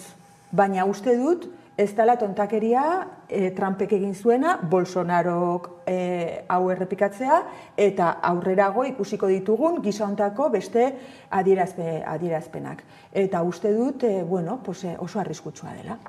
Bai, izan ere hauteskundetara joan behar gara gertatutako guzti hori ulertzeko edo ulertzen saiatzeko, testuinguru hori jarri behar da, estik esaten zuen bezala, lehen momentutik Bolsonarok ez zuelako Lula da Silvaren garaipen hori onartu eta honek guztiak ekarri duena gero, eta behin eta berriro ikusten ari garena, Perun ere zenolako testuingurua ematen ari den, Venezuelan ere izan dena. Eta hor Zentroamerika sartuko egingo nuke, eta hor dekogu hainbat adibide, Bukele adibidez gertatzen ari denarekin, nik bertan egonda eta Salvadorren egonda ikustea, horrelako, eta ikusten dira diskurtsoak, nola maneja, eta Tania komentatzen zuen Trump, azken finean, Trump egia da gure mendebaldeko, orain, bertoko erreferente, erreferente esaten dudanean, erreferente autoritario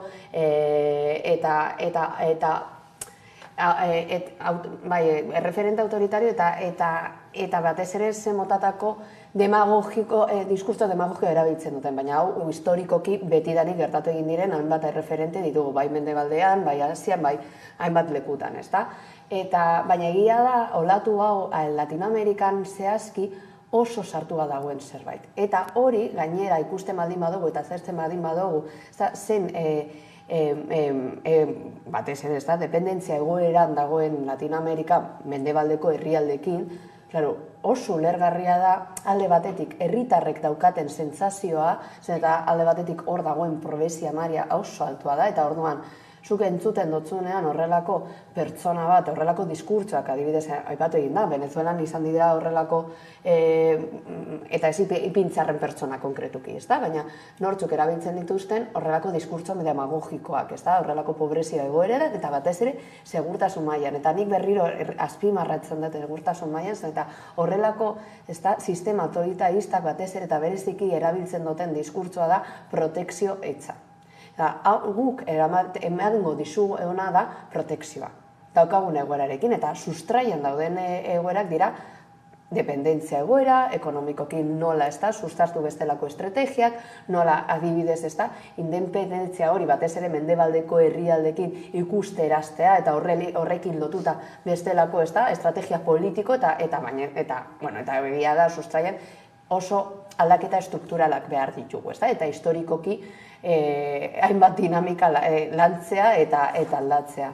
Baina egia da gero Latinoamerikan zehazki gertatzen ari den olatu hori, nik ez nuke ipiniko gauza puntualak bezala, baizik eta berriro ere ekartzen ari dagoena da horrelako dependentzia eta egoera oso asimetrikoak. Eta gero eta gehiago esplotatzen ari dira, horrelako egoerak Latinoamerika guztian, eta beste aldera ikusteraztea, nik uste dut hor erantzukizun zabal eta handi bat dekogu mendebaldeko herriak, eta bai baitani. Mendebaldean ere bai, nik uste dut diskurso horiek ematen direla, eta zuka aipatu duzu ze lotuta dagoen nolabait populismo hori zera protekzioarekin, babesarekin, baina nik uste dut horri gehitu behar zaiola baita ere erlijioa. Eta uste dut erlijioa dala momentu honetan sistema horiekin guziekin batera doan faktore ikaragarria. Ez dakit Venezuelan erlijioa hor puntunean dagoen, behar bada bai, ez dakit, baina uste dut hor dagoela alako zopa bat, Errusian zera ortodoxo Eliza ortodoxoarekin eta esate baterako LGTB komunitatearen kontrako neurriak eta, gero hor dagoen totalitarismo horretan, Trumpek eta zera evangelistekin duen lotura ero hori, Bolsonarok evangelistekin duen lotura eroa, nik esanen dioke, gero behar bada evangelista baren batek entzunen gaitu, eta esan ez, baina niretzat penetan, hor dagoen, hori bai dela totalitarista, eta totalitarismoa. Iranen dagoen egoera, hor ematen du erlijioak ikaragarrizko indarra hartu duela azken urtetan, eta baldintzatzen ari dela politika lehengo garaian bezala. Bai, nik hor sartuko nituzke eta Tania, egia da ez dodala aipatu, baina egia da oso lotuta dago eta nola, nik hor ikusi egin dana, gutxienez, eta da ikuspegi oso individualista batetatik eta gainera mendebaldeko ikuspegitik, eta oso erraz egiten ditugu horrelako azterketak kanpotik, baina nik bereziki, Zentroamerikan bizi egon naizenean, ikusi egin dana da zein azkar erabiltzen den horrelako diskurtsoa eta zein ondo manejatzen den. Eta hor, nik bizi izan ditut, nire hurbileko egoeran izan da zehazki Salvadorren, Nicaraguan eta Guatemalan. Eta hor ikusten dana da erlijioa potere oso handia dekola adibidez, komunitate oso txikietan eta batez ere txirotasun maila oso altua denean. Eta horrela da, horrelako egoera baten, ez dakosunean ezebez, bakarrik dekosuna da zerbaitetan sinestea. Eta hori erabiltzea bereziki, eta demagogia hori da, ez da puntua maltzurra, da, pixka bat, ez dakit nola esan, ez da, humanitarismo horretatik kanpo oso eta alde handitik daukan, ez da, diskurtso oso dependentea eta gainera ekartzen dituenan dinamikak azkenean zupak herri zintzen bat imadozu hori, eta horrela da, eta nik hori pentsaten badizu daukasun buruzagi hori, ez da, jainkoak ipin egin dagoela, bertara joango zara, berdin da zer egiten dutzun. Eta guretzako ez da, eta gure distantziatik hori begiratzea oso zaila da ulertzea, baina horrelako egoeretan benetan da oso diskurtso demagogita, benetan irabazten dagoena. Nik gehituko nuke, esan nahi dut, estatu batuetan pobrezia egon badago, Errusian pobrezia egonen da, hemen pobrezia dagoen moduan, baina gizarte horietan, bai estatu batuetan eta baita Errusian ere, erlijioak duen eragina momentu honetan, ez dut uste pobreziarekin harreman handia duenik. Esan nahi dut, ez dut jakina zenbait herrialdeetan lotura hori, esan nahi dut, behar bada, ez dutela aukerarik hezkuntza izateko, edo ez dutela aukerarik, edo aukera egin dezaketen gauza bakarra dela bizi iraupena, edo zer egin bizitzeko, baina badira beste 11 herrialde, zeinetan jendeak lana duen, bizitzeko aski ongi edo aukera duten, eta hala ere, esate baterako evangelistek ikaragarrizko indarra duten. Besteak beste Nafarroa eta Opus.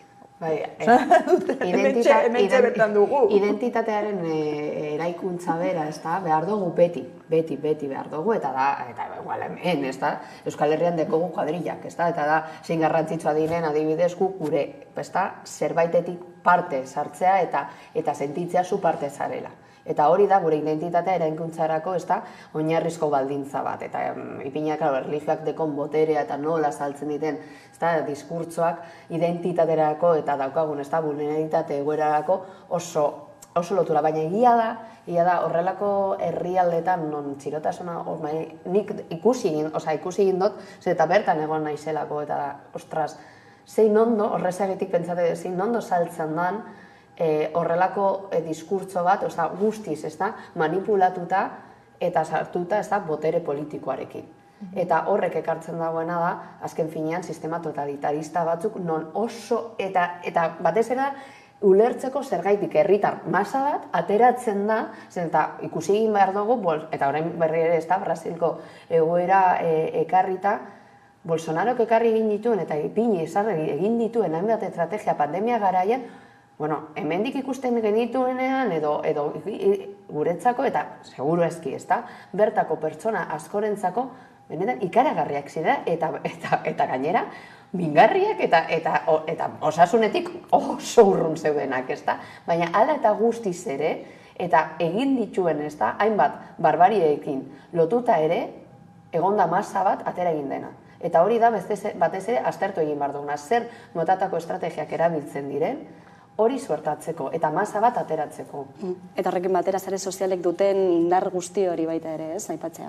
Bai, klaro, horrek ekarri lehen aipateko izan ditugun, badaude faktore asko, eta tanik baitzen duen, badaude herrialde batzuk igual txirotasun maila ez dena altua, eta hala ere, sistema totalista bat, edo horrekin lotuta, dauden estrategia politiko batzuk suestatzen dira, eta gainera, badaude herritar batzuk, eta ez gara joango baita ere Errusera, baita ere abertze gertatzen den aurrengo hauteskundeetan. Ikusiko egingo dugu, eta nola, erabiliko egingo diren horrelako diskurtsoak, eta batez ere, eta baita ere lotuta, hainbat estrategia eta faktore soziopolitikoekin eta soziokulturalekin. Baina, klaro, daukatena baita ere sare sozialak, nik beti, nik gainera lan egiten dut honetan da, daukazu alternatiba guztiak, oportunitate guztiak, eta oso ikaragarria da nola funtzionatzen dagoen, eta zein ondo manejatu izan dituzten hainbat sistema kapitalista, matxista, izartu alditugu hainbat sistemak, zein ondo, sartu egin den polarizazio bat gertatzeko, eta zuk egotea, edo alde edo kontra. Ez daude, nik beti pentsaten dugu, alternatiba daude oportunitate desberdinak, eta oportunitate guzti horietatik hartu nahi dotzuna. Baina, benetan gertatu egin dana, eta ja, bueno, badaude hainbat ikerketak esaten dutenak, batez eta bereziki ekarri egin dutena sare soziala da polarizazio bat, eta polarizazio bipartidista edo guztiz binomioa. Hau da, edo alde edo kontra egotea. Edo zein gaia sartuta, edo zein partido edo alde batera edo bestera, eta horrek ekartzen dagoena da, horrelako hauteskundeak egotea edo honen kontra edo bestaren kontra. Eta azkenean, zu ez dozu kontsumitzen, eta hor nik ez dakit honi buruz ezebez, baina badirudi algoritmoak baita ere funtzionatzen dutela, eta badirudi kontsumitzen dutzun eduki guztia dago oso polarizatuta. Edo alde batera, edo bestera. Eta hori, bueno, Brexita baita ere sartu aldetzak, nola funtzionatu egin den horrelako, horrelako beste herrialde baten, eta mendebaldeko herrialde baten, nola posible izan da horrelako egoera bat ekartzea eta Brexita adibidez egotea eta orain daukan Erresuma Batuak daukan egoera. Bai, sare sozialei lotuta, gauza bat da, guk konsumitzen duzu zure komunitatea konsumitzen duena, baina zeintzuk dira mezu horiek. Eta ez dakit, irakurri nion, ez dakit, uste Trumpi egin ziotela elkarrizketa bat, eta orduan berak esaten zuen, berak bidaltzen zuen mezua zela jendeak entzun nahi zuena. Eta halako ikerketak badaude. Esan nahi dut, aztertu egiten dute zer entzun nahi dugun. Nik entzun nahi dut, ez dakit, Nafarrok garela oberenak. Nik entzun nahi dut, nik zer dakit, auskalo zer, ezta? Osasuna bakarrik izan daitekela, ez dakit zetalde baten dako. Esate baterako. Eta orduan, bidaliko dituzten justun mezu horiek. Eta gainera, deskontekstualizatu, testu ingurutik kanpo. Mezua, eslogana, eta hori ematen du, hori da konsumitzen duguna. Eta eslogan edo lelo horri lotuta, jaen ematen zaituzte alde batera, edo bestera. Orduan, oso, nik uste dut, jakina, paradigma berri batean gaudela, ikasten ari gara, zer ikusiko dugun, hasi besterik ez gara egin, sare sozialek oso urte gutxi dituzte, eta oraindik ere ikusiko duguna, baina uste dut garai berri batzuen hori atarian gaudela, eta Brasilgo egoera horren froga dela, eta bueno, ikusiko, zuk esatu duzu moduan, hemen hauteskundetan ikusiko dugu. Gaur atera den nola da, El Paisek atera du inkesta, eta ematen zuen PPek ikaragarrizko igoera egiten zuela, halako batean. Nola, nundik nora, zeren kontura, auskalo. Ni beti superfan naiz de las estadistikak, ez da?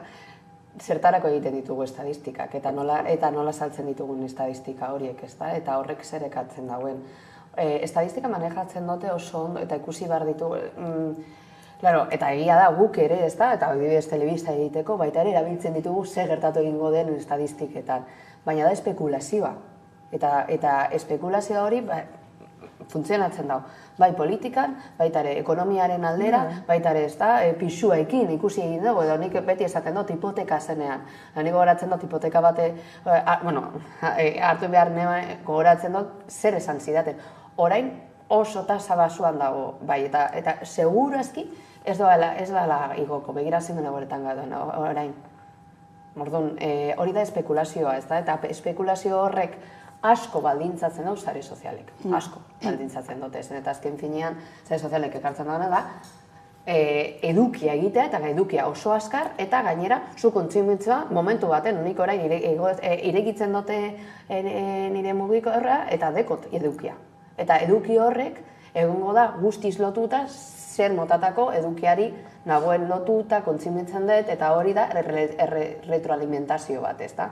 Eta horrek ekarriko da, eta ikusiko dugu baita ere retroalimentazio horretan nola bideratuko da, ez da? Eta ikusten dena da guztiz polarizatuta daude zela egoerak. Ez dagoela egoera bat non elkar lotzen den, ez da? Eta baina ikusi aldezakegu baita ere, ez edo zein gaian, baita ere feminismoan, zer gertatu da feminismoetan, nola polarizatu egin dira, ez da, bakoitzaren, ez da, jarrerak.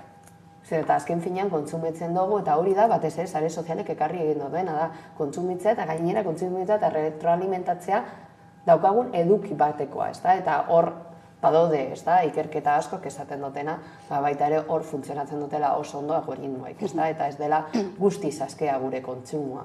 Ni beti, bultzatzen dut, parte hori edo ikuspegi positibista hori, non adibidez erreminta bat izan aldela, non daukagu eduki asko, baina beti ere askatasuna, zer dan askatasuna, batez ere gure garaietan, eta nola dependenteak gara hainbat egoeretan eta konkretuki sare sozialetan kontsumitzen eta eragiten den edukira.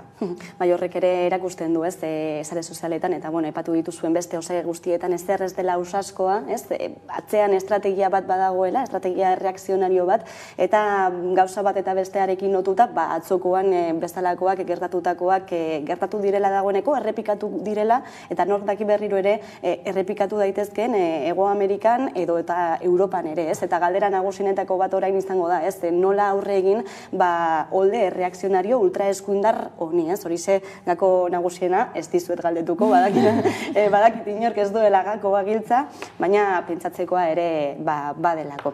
Gurera itzuliko gara, Brasil-alde batera utxita, eta asteburura begira jarriko gara, izan ere urtarrileko lehen manifestazio handi horretara begira, sarek antolatutakoa, euskal presoen eskubideen aldekoa, hain zuzen ere pandemiak ezarritako parentesi horren ostean itzuli dena, eta gogoz eta indartzu ere itzuli dena, ikusi dugulako berriro ere autonomia kale hori bete-beteta, leporaino beteta, eta hain zuzen ere, testuinguru berezi batean ere, ez da, ziklo aldaketa bat emango den atarian, hain zuzen ere, euskal preso gehienak Euskal Herriko espetxeetan dauden ziklo honetan. Gaurkoan gurean izan dugu Inazio Jarzabal, Zareko bozeramaileak, eta horrela baloratu du larun batekoa.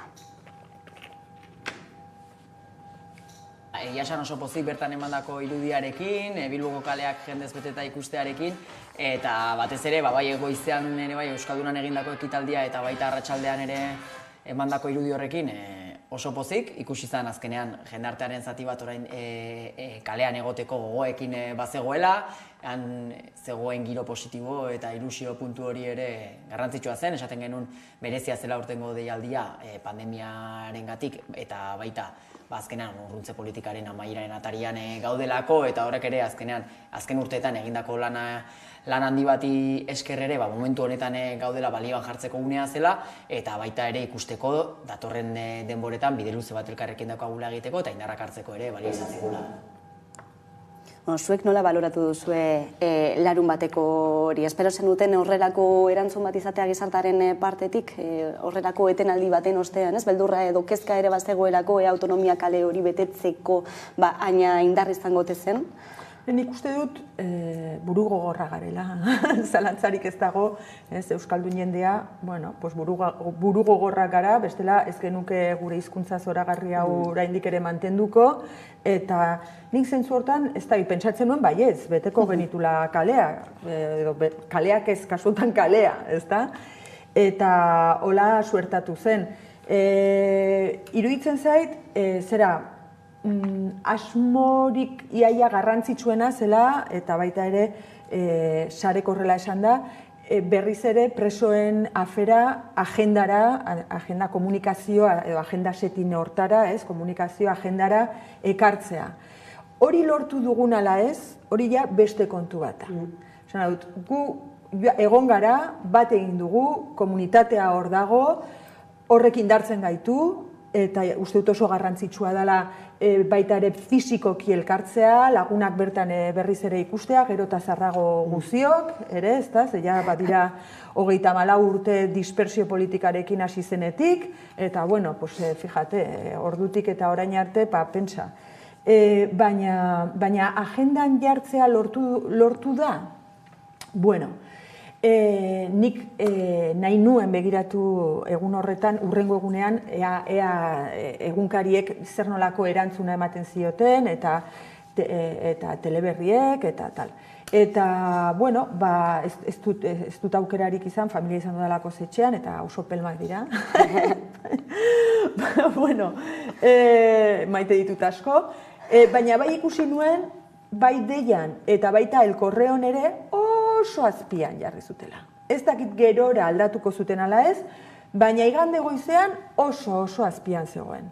Esan nahi dut, bueno, pues 70.000 persona inguru, udaltzainek esan zuten 20.000, ez da? Naizek uste dut esan duela 77.000 lagun inguru biltzea Bilbon, Gabonetan, eta zuk ematen diozu garrantzi gehiago beherapenei, irekitzen duzunean zure egunkaria, bueno, pues hor dago agenda borroka bat, ezta? Hor dago erabaki nahitan hartutako erabaki bat, ikusi beharko dugu zergatik ez duten hori agendan egoterik nahi, behar bada, ez dakit, botuak ematen ditulako, akaso? Behar bada jendeak ja bukatu nahi duelakoz behingoz historia honekin, eta orduan afera hori hartzen duen alderdiak jasoko ditulakoz boto gehiago, pentsatzen dut nik, ez dakit, baina ikusi genuena izan zen, bai nik behintzat El Correon eta Deian oso azpian jarri zutela, eta niri pena eman zidan. Iruditzen zaidarakoz, bueno, pues benetan gizarteak eskatzen duen, ozen duela urte pilo bat eskatzen duen konponbidea dela. Bai, izan daiteke ez, fase hau iraungita ez, Euskal preso guztiak Euskal Herrian izan da, baten batek pentsatzea, dagoeneko, amaituta dagoela dena, ez?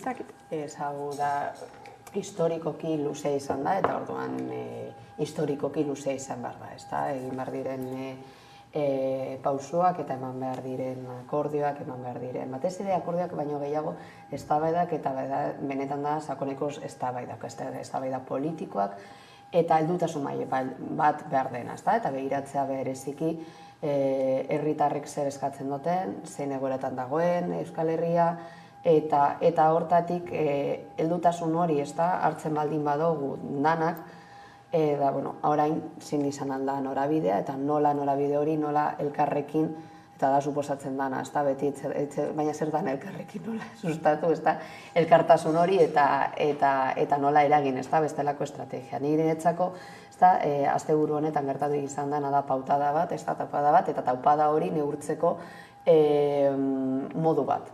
Eta hor taniak ekarri duen dagoena da, alde batetik zer motatako komunikabidek zer eman duten, eta da hori zein motatako agenda politika dakoten gure bertako komunikabideek, ez da edo, eta elkataniak aipatu ez du, ez da kanpokoak aipatu, ez da, eta kanpokoak, ja, baina bertako ez da, komunikabideek zen agenda politiko dakoten, eta non dagoen, baita ere gure agenda politika, ez da, non dagoen, hor markartzen ditu taupada asko, ez da, eta gero herritar mailan non dagoen, eta zer eskatzen dagoen, ez da, eta baita ere begiratzea zehazki zein izan den bertako irudia.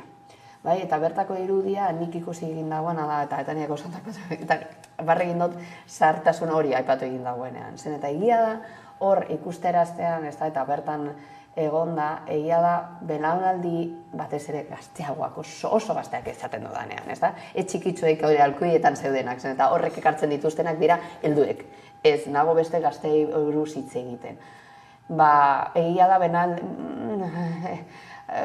gaur egungo benaldi oso gazteak, ez da, daukaten lotura, ez da, batez ere erronka honekin, gero eta ez dut esaten ez zeudela, egunenik zeudela, baina distantzia handiarekin hartzen dutela, ez dela berdina adibidez nire belaunaldiarekin konparata, edo are gehiago, ez da, nire aurreko belaunaldiekin, ez da, eta egia da, distantzia horrek ekartzen dagoena da, zematatako taupadak, eta zein nola, ez da, jaso izan duten gure gaztek horrelako mezuak, ez da, eta hori ere ekartzen dagoena da, zen ibilbideak ekarriken dagoen, ez da?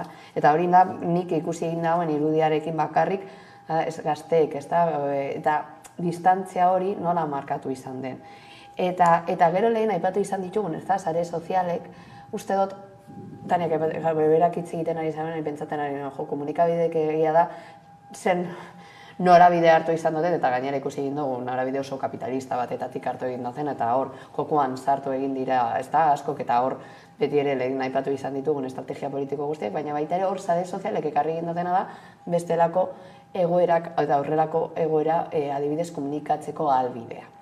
Eta nik adibidez jaso izan nituen, ez da, input guztiak sare sozialetatik sartzen ziren, ez da, dire hurbileko, edo ez hain hurbileko, jarraitzen diren, edo jarraitzen ez nituen, hainbet sare sozialen bitartez, eta horrek ere aipatzea oso garrantzitsua da, ez da? Zen eta egia daukan beste almena hori da, pues bueno, igual beste agenda politiko dagoenean sortu aldezakegu beste agenda politiko komunitario bat non albidetzen dira hainbat eduki, hainbat egoera eta egoera sozialak.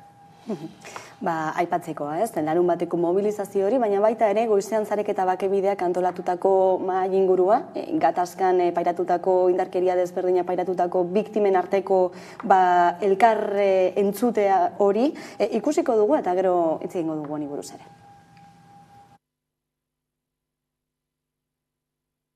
Baina, esan bezala hainbat biktima bildu zirela, hain zuzen ere gatazkaren ondorioi buruz hitz egiteko, etorkizunari buruz hitz egiteko, konponbideari buruz ere hitz egiteko, gorroto alde batera usteko eskatuz, ez? Eta zenolako indarra duen horrek. Nik uste dut eredu gara. Esan nahi dut, izuki, norberak zalantzak izan ditzazke, norberaren bizipenak ditu eta sentimenduak, ez da? Baina ikusten dituzunean, lehendabiziko lerroan ikaragarrizko bortizkeria jasan dituzten lagunak elkarrekin eta hizketan, niretzat eredugarriak dira. Eta niri bidea erakusten didate. Niretzat, bidea irekitzen didate eta erakusten didate nondik jo behar dudan. Eta iruditzen zait hori halako egoera zailetan, urte askotan gauza 11 kontu bizi eta ikusi izan ditugunetan, edo dugunean, oso garrantzitsua dela eta esanen nuke iaia modurik bakarra dela. Zait besterik bururatzen, benetan, Uste dut dela, ikustea bezala gure nagusiak, nahiz eta gazteagoak izan, haien esperientziei buruz hizketan beste modu batean, eta irekitzen dute, bizitzeko beste modu bat, beste garai bat.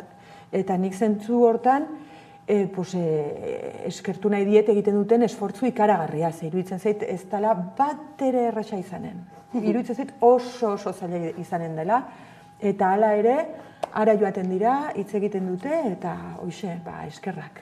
Berriro ere ikusten dugu ez, nola gizartea doan instituzioen aurretik. Daniak hitz egiten ari zenean, pentsaten ari neban, ez da, bizikidetza komunitarioa zer dan, eta nola iraki aldezak egun, ez da, eta adibidez, txikitxoekin lan egiten dugunok, ez da, eta bizikidetza lan egiten saiatzen garenean, eta bizikidetza komunitario bat sustatzea, eta zer den elkar arteko, ez da, eztabaida, hitz egitea, komunikazioa, oinarrizko gauza batzuk, ez da, txikitzekitea eta programa asko sartzen direna, baina gero, benetan, ez da, gure politika mailan zer egiten dugun, ez da, eta ikusten ari gara, distantzi handia dagoela. Eta Tania komentatu egin du, hemen daude bizipen asko, daude sentimendu asko, eta egongo dira egoera oso desberdinak.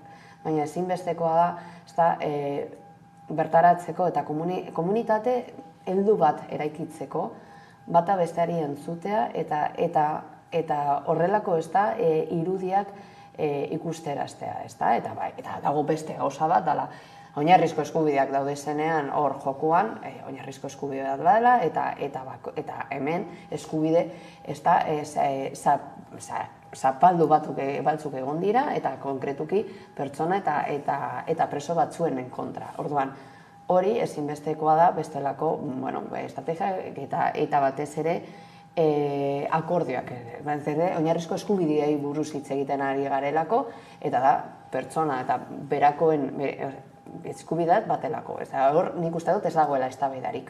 Ez dago eztabaida posiblerik. Gero da, beste gauza bata nola lotu eta nola ekarri horrelako historiak eta horrelako bizipenak eta nola egin modu eta dolu on bat pasatzeko alde guztietara begira, eta hor uste dut, heldutasun maila asko baltatzen zaigula politikoki hitz egin da, eta bereziki, hor egon bada, eztabaida bat, sustraiko eztabaida bat. Baina hortarako, baita ere daude mugimendu sozialek eta atzok eta zarek egarri egin zauen horrelako mugimenduak ezinbestekoak dira, beti ere erakusteko hor dagoela, erronka bat dagoela, ez dela konpondu, Eta bueno, eta igual, berriro, eta, behin eta berriro, eta teneko burugor hori sustengatu egin behar duz, eta oraindik ere daude pertsona batzuk kanpoan daudezela, haien oinarrizko eskubideak ez da, zapaltzen ari dienak, eta hori zerbait egin behar da,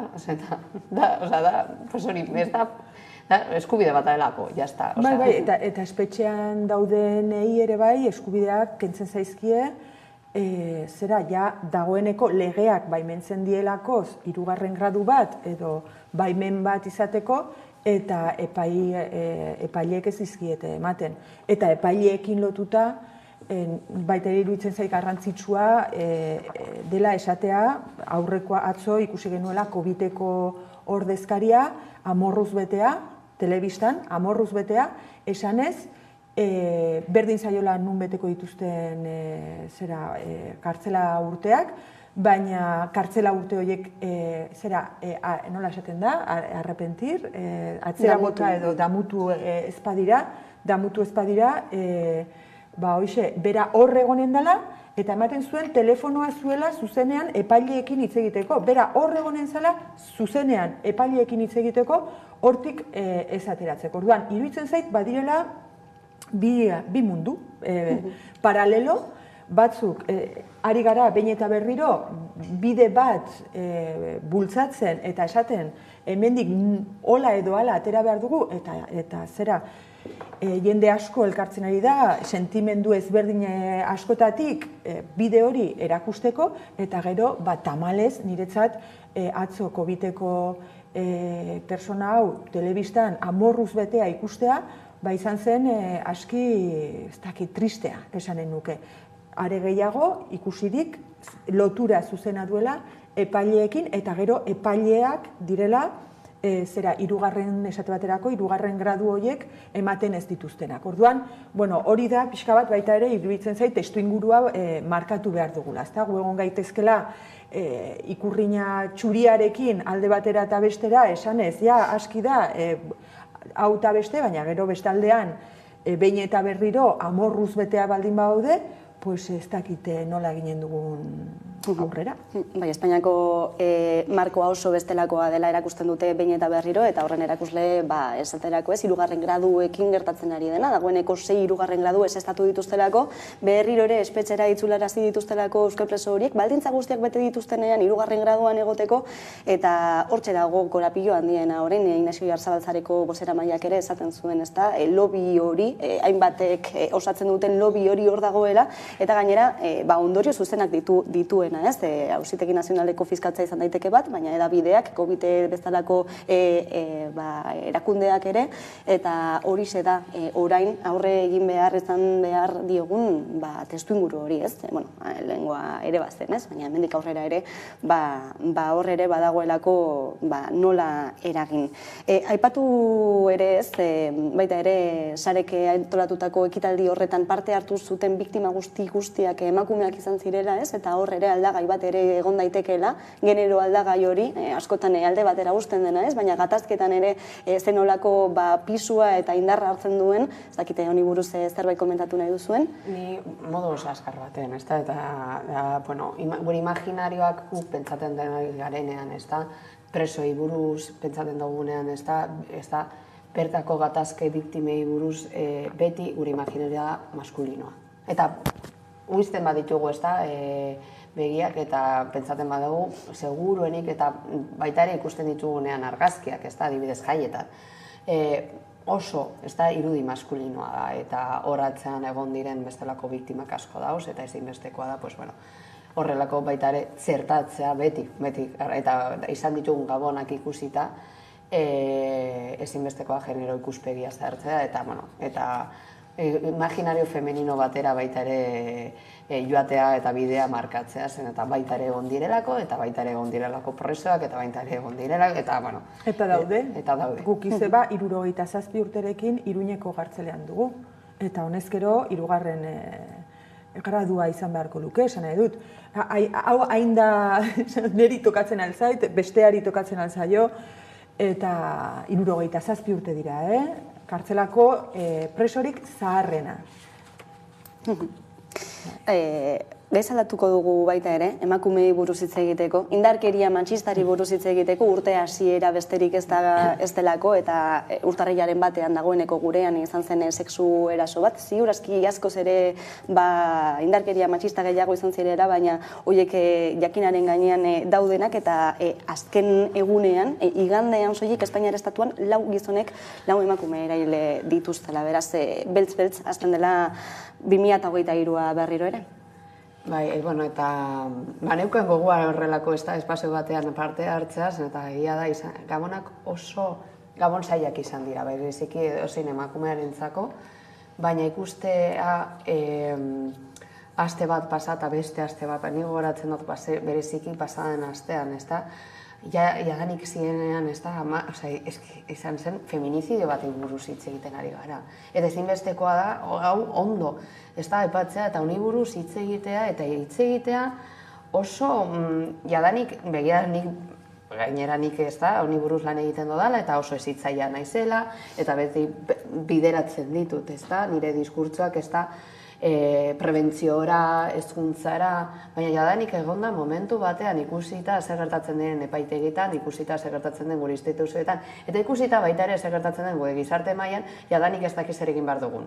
Benetan, egon pasaden astean, jadanik pentsatu ere, gorrota hain zan, ez da, nire batezen, nire gorputzean, eta gizarte mailan, zein izango da gure urrengo pausua, ez da, eta uste dut, benetan eta ezinbestekoa da kaleak hartzea. Baina ez dut esaten ez, kaleak hartzea modu ez da, violento batean, bakoitzak jakin dezala, ez da, nondik ipintzen den bere gorputza eta nondik, baina uste dut, hau aldatu egin behar dela, hau bai beste gauza bat egin behar ditugu, ez da, eta gabonak pasatu egin dira, eta hainbat hilketa ikusita, gure presentzia non geratu den baita ere.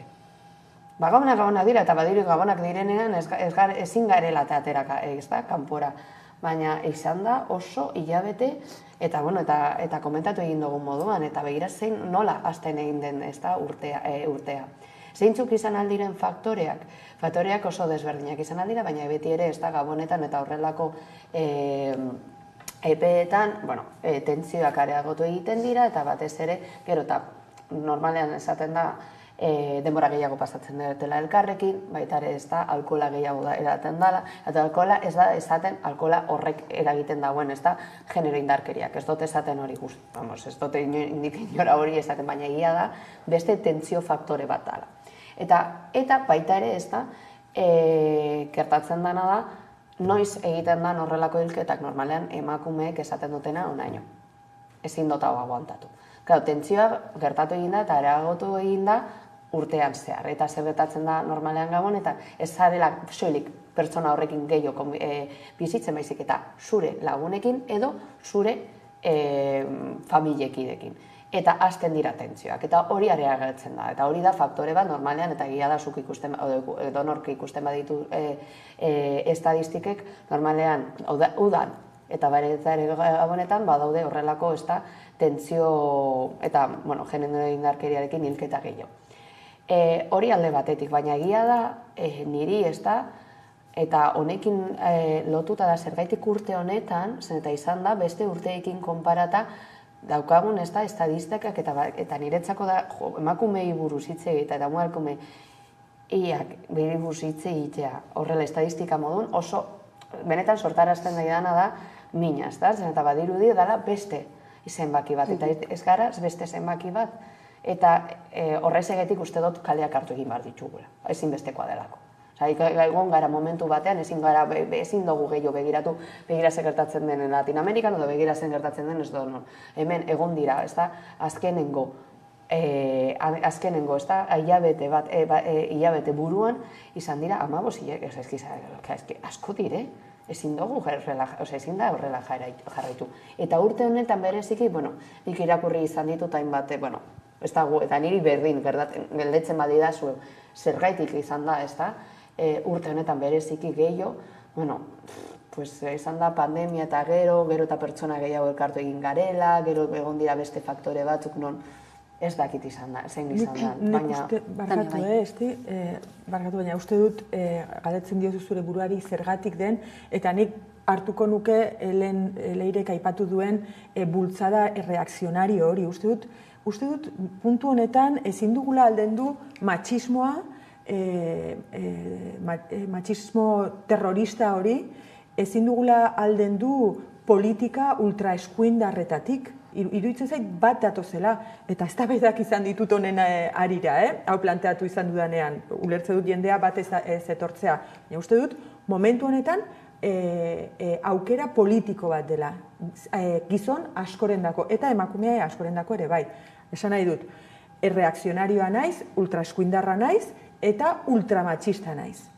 Eta orduan, berriz ere, hartuko ditut matxismoaren, pentsa ideologia hori, pentsa molde hori, eta ezarriko ditut nire etxean. Eta uste dut horren bultzada, horren buelta egon badagoela.